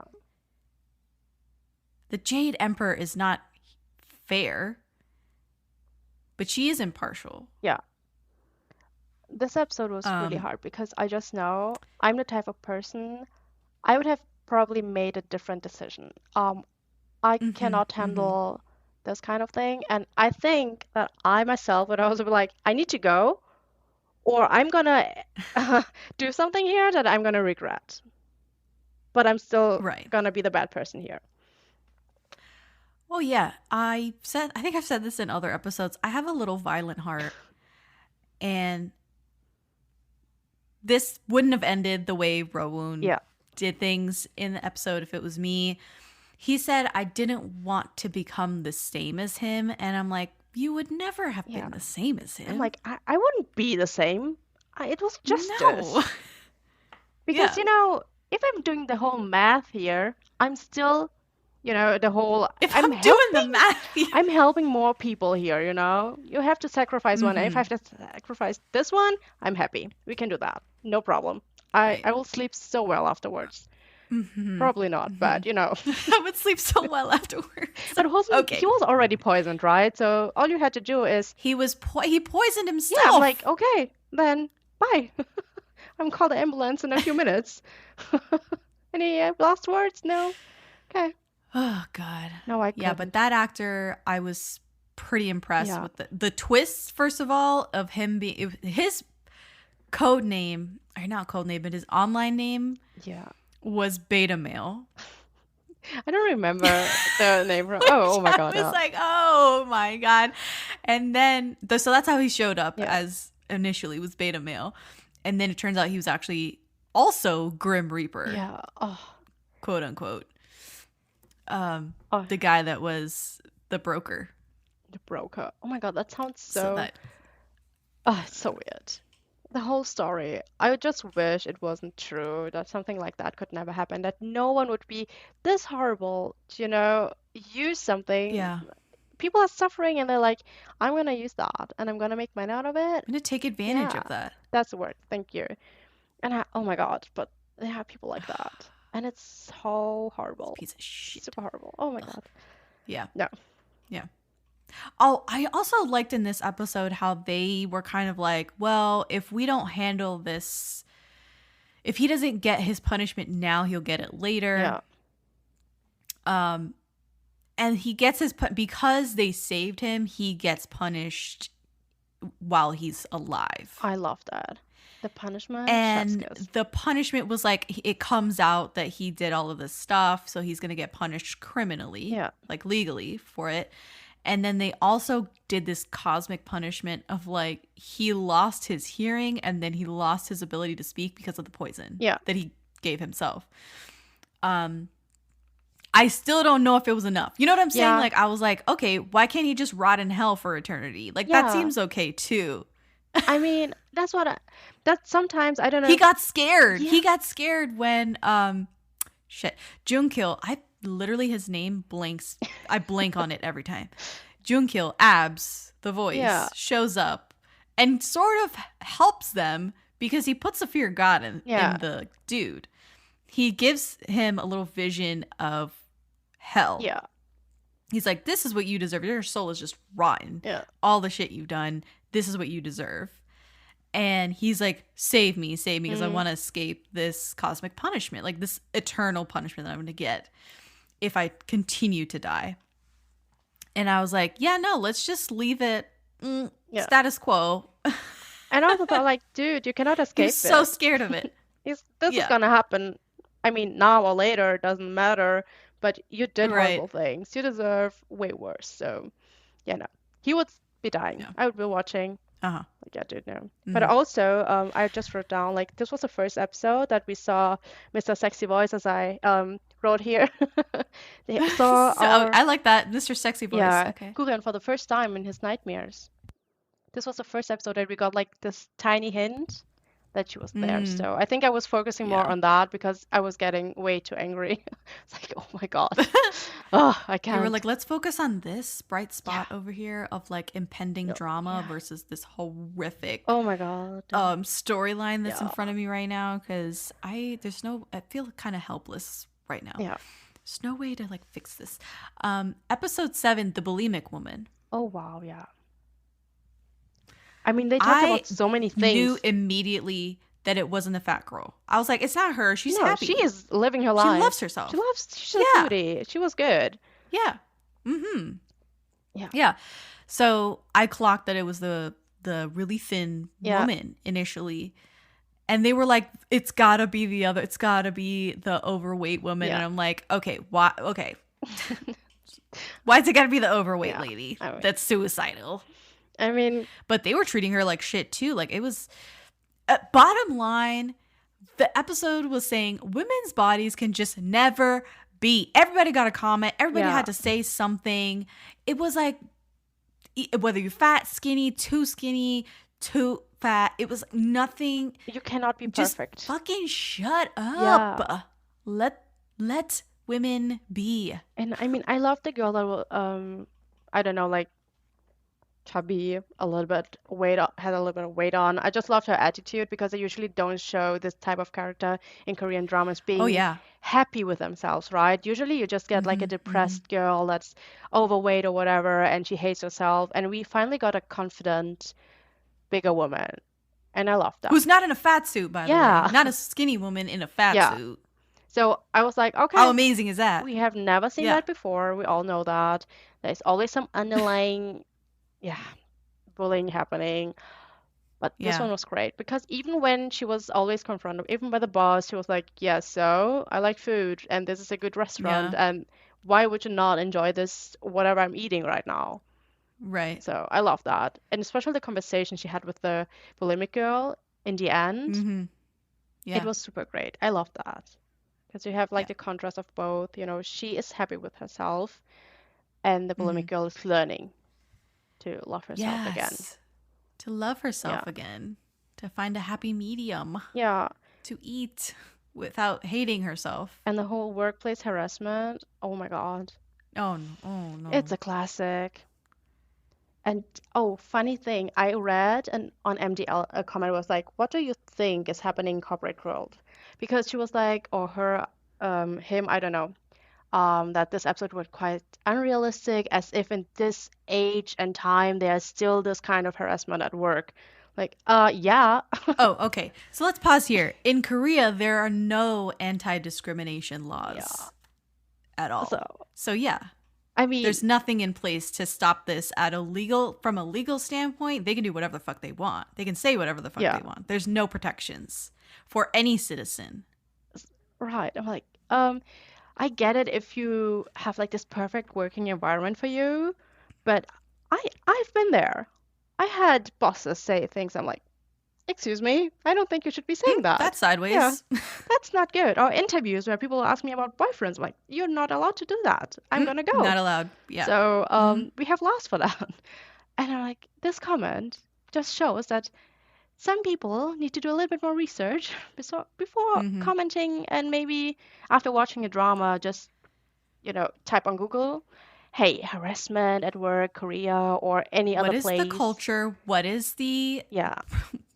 What's the law over there? A lack of laws. Yeah, sometimes the lack of understanding how some cultures work or laws, you see that. Like, especially this drama, I think some people should have done a little bit of research. Right. To understand. Yeah. The next one, or not next one, we're literally going backwards through the drama, but episode 6, they have the Korean War vet episode where he collects cardboard as an elderly man. This is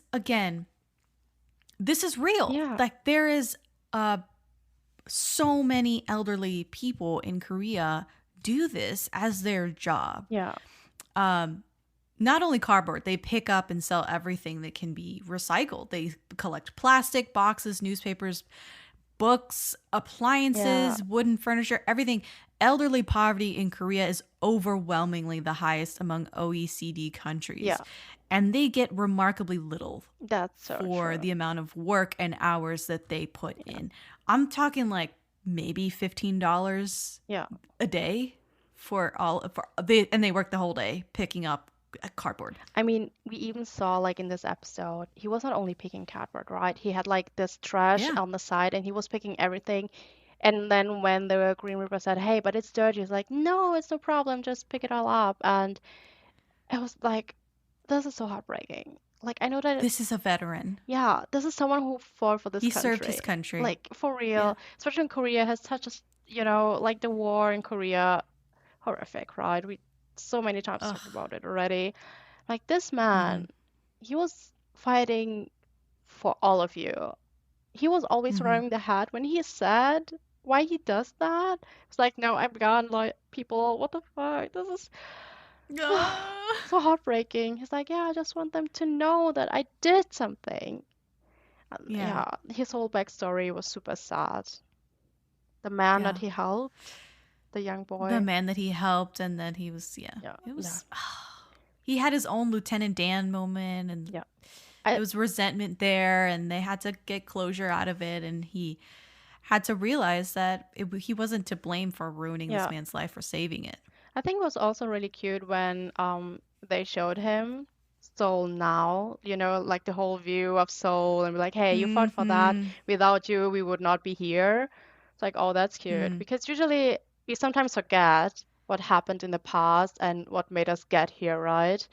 Like Germany has like a huge history, horrible history, and we do learn a lot about it in school, but sometimes we just forget that a lot of lives has been lost. Just so the way that we live now are thanks to the people that helped us get here.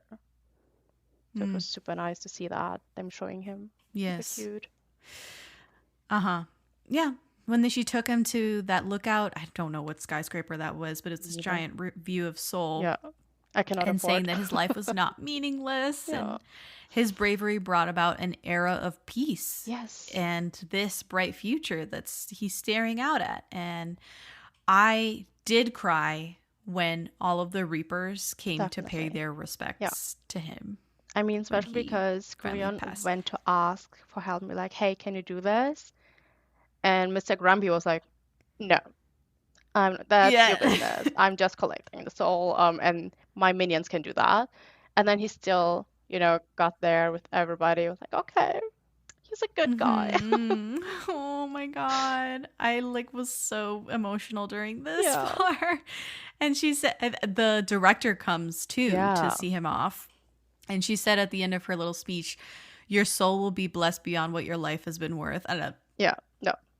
I was crying. I was crying so much here. And then Rowoon is also just crying. That man was and crying I love a lot. what this is.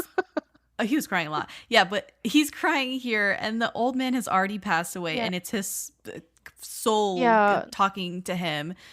And he comes out and says, why are you crying when I'm going somewhere nice? I lost it all over again. Like, he hugs Rowoon, and then Rowoon salutes him. I lost it at the salute. Was a lot for me. I was like, oh my God, that was such a tiny, cute detail.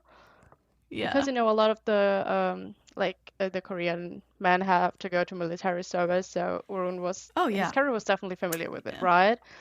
And usually seeing something like that from a country that has this whole respect your elders thing, it's so sad. Because why are you respecting your elders maybe in the company, but not the one picking up trash on the street, right? Like, this is super sad. Oh my God. Anyway, so I mean, there's more. Obviously, we could keep going back through the episodes, but I think those are the most impactful. Yeah. Honestly, I mean, everything else we already know, right? Like the whole bullying, celebrity bullying. It's always some kind of bullying, right? So those episodes are impactful as well. But right, I think the only thing that I wanted to talk about was some sort of, I don't want to say lore, but sort of establishing like what the conditions of like the suicides and the, what is fate? What is the coincidence and stuff in life? Yeah. In life. And let me see. So Big Red talks to Rowoon about this because he's asking questions. He's the audience proxy. And so she says, other than natural causes, deaths are caused by a myriad of outside factors like crimes or accidents, not karmic debt incurred in people's past lives or fate. Yeah. Which is a huge thing to say after he asks why the musician in that episode lost so many people in his life. What did he do in his past life to deserve losing all of these people? And she says he didn't do anything. Like, there was nothing that he did to deserve all of these people dying. Yeah. There was no karmic debt that he is paying for. And I just came up of watching Autumn in My Heart, which is a 2000 K-drama. I'm talking about the year 2000 K-drama, where the tragic ending is also deemed a karmic punishment for their love flying in the face of like Confucian ideals, which includes filial piety. And many K-dramas subscribe to the somewhat religious idea that your past life will inform your current life. And so this is a refreshingly modern idea. That's so true. That takes sin out of the equation. Like, you didn't do anything to deserve something bad happening to you. She basically says, like, shit just happens. Yeah, I mean, she really said, like, I mean, you can influence how you live your life, but you cannot influence how other people are living their life, right? You have criminals. They decide to be a criminal. They are bad people, and they will, of course, maybe at some point influence your life, but you did nothing to do that. When I first heard it, I was like, usually it's not like that. So it was, first I was like, I don't know if I like it, but also I did. Even though I thought it was a little bit sad for this poor guy who has lost so many people. Like, I just wished he was like a bad guy and was deserving this, so it makes sense in my mind to not be so heartbreaking. But getting the words, he did nothing. He was just existing, but everybody else around him took different decisions, and that was the output. I'm like, heartbreaking, but and it affected him. Yeah, that's so true. But they also introduced the concept of the red string of fate in this episode for those who don't know like what that is, who have never watched a show or any K media with this concept in it before. She says, the good thing is no matter how many times those two, meaning the couple in that episode, how many times those two are reborn, they will meet again in the end. Rowoon asks, is that what you call inyon? Which is in the show, it's translated to destiny. Inyon is like this bigger kind of concept. But she says people who are destined to be with each other are connected by a red thread beyond their souls. Unless they break that thread themselves, aka suicide, they will meet that person again no matter how many times you are reborn. I mean, I absolutely love everything with the red string ride. Even like in C-dramas, when you have like the realm and they have like this one person that has to deal with marriages. I'm like, I love you already. I don't care. So I just love this whole idea. This is the romantic side of me. And I'm like, okay, having a soulmate, even I don't really believe in that. I just like the idea of it. I think it's such a beautiful idea that you have a soulmate that as long as you don't make anything to, never see this person again, you'll always meet each other. And the episode with the singer, I was just like, okay, they're super cute together. They worked so hard. And that could be an entire that episode could have been a whole K-drama. Oh, for real. By itself. I was like, I'm super invested. I loved it so much. It's like a typical K-drama, but the girl just said, I'm moving in, buddy. This student apartment looks so cozy right now. I love that. I also love that she was the strong one in the relationship. She made a marriage proposal. I love that. When women ask in marriage, I'm like, yes, do that, girlie. The whole red string thing, I love it. So I think I was more intrigued by the whole idea of having your soulmate in all of the episodes. Yeah. Than everything else. Yeah.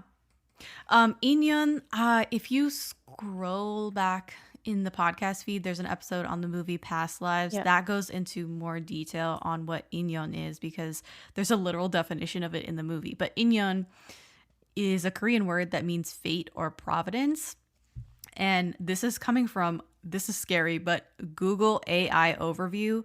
This is probably the first and last time I'm ever going to read this out loud because I don't like AI. But it's specifically used to describe the relationships between people. It's thought to come from Buddhism and reincarnation, and refers to the strings of fate that connect people throughout their reincarnated lives. For example, if two strangers accidentally brush past each other on the street, it could be considered an inyon because it might mean they had something in common in a past life. I love that. Which I think is a direct quote from the movie Past Lives.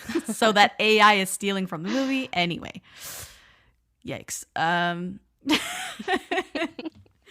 You're laughing, but yeah. No, it's fine. Like, long story short, I wanted to say what inyon was because I almost feel like destiny is not a good like word to encompass the concept of inyon. I feel like if you consume a lot of media that talks about that topic, that has people with the whole red string of fate, and you get a better understanding of it. Because for me, just reading, like, I get it, but I need to see it work out in a way. And I love how Asian dramas will always have this in a lot of dramas. I just really love this whole idea. And I mean, even being not only connected to your soulmate, but people that you knew in your past life, friends, family, just people that have like a strong connection with. It's such an amazing idea. Just even right now, like knowing my friends, I'm like, hey, you know what? Even if we meet in my next life, knowing that these people could still be around me, I'm like, I love that. I just love the idea of it. It's a nice romantic idea. Yeah, it really is. I even think about getting a tattoo with the whole red string going on. Oh, nice. I love it. It's a really romantic concept that it just works for me. Almost, not every time. I think that's pretty much the end of my notes. I mean, there's other things like obviously the first story was a school bully story. It's each story is successively worse, so I mean, I don't know.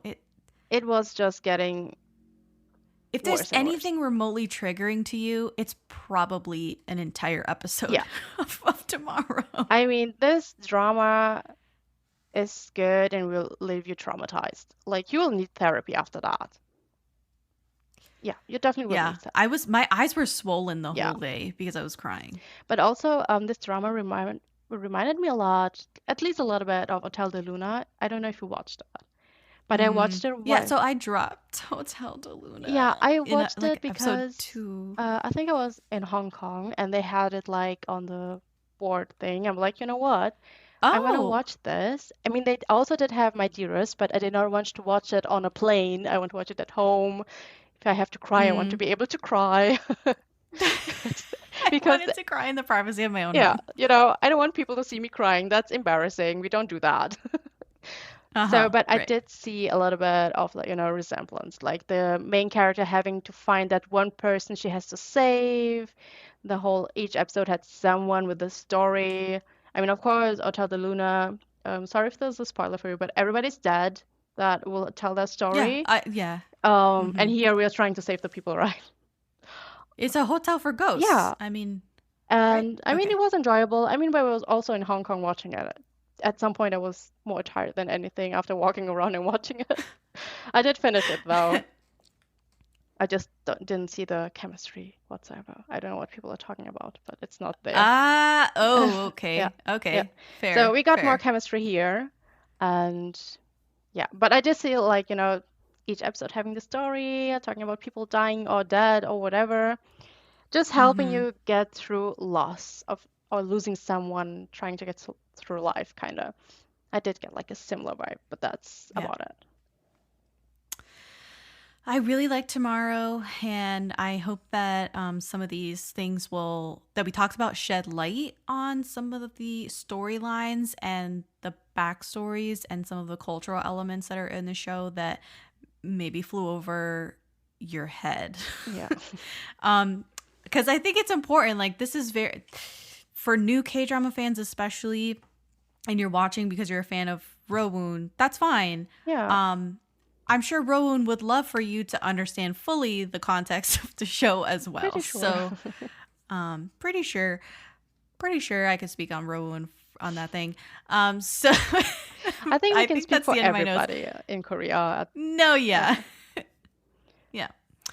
I don't want to say I enjoyed the show, but I really enjoyed the show. Yeah. If that makes any sense. Like, it was good. I mean, I'm someone who It broke usually me. doesn't watch things with a sad ending. I try to avoid that. And Well, it wasn't a sad no, but ending. I I mean, usually how did you feel about that? Like, no, the way I that love it the ending wrapped to be up? honest. It would have been Mhm. weird if they forced them to be together, right? I would have dropped it then. You're talking about Big Red and Yeah, the like voice. if there was too much Yeah. romance going on, this would be just wrong. It Uh-huh. wouldn't have worked. But usually I try to avoid things that are depressing and sad and don't make me, I did laugh, but I also had a lot of tears in my eyes while laughing. So usually I try to avoid that. But this drama, I was like, you know what? I'm so happy and glad that I watched it. I learned a lot as well. And it's amazing to get like this kind of insight sometimes in a culture that I'm not part of. And I Mhm. think that Mhm. even for Koreans, especially talking about certain topics like the comfort woman and just general the treatment of women in society was super important, especially right now. We all know that Korea is struggling a lot with that. So Mhm. um, Yeah. I loved it. Entertaining is the wrong word, you're right, but also the The right, wrong word. wrong and right. It's not black and white, but I love that. Mhm. I think the show's remarkable, and it definitely defied expectations because I don't expect such a deep show with a lot of pathos from an idol, Yeah. like an idol star in it, even though it's an ensemble cast.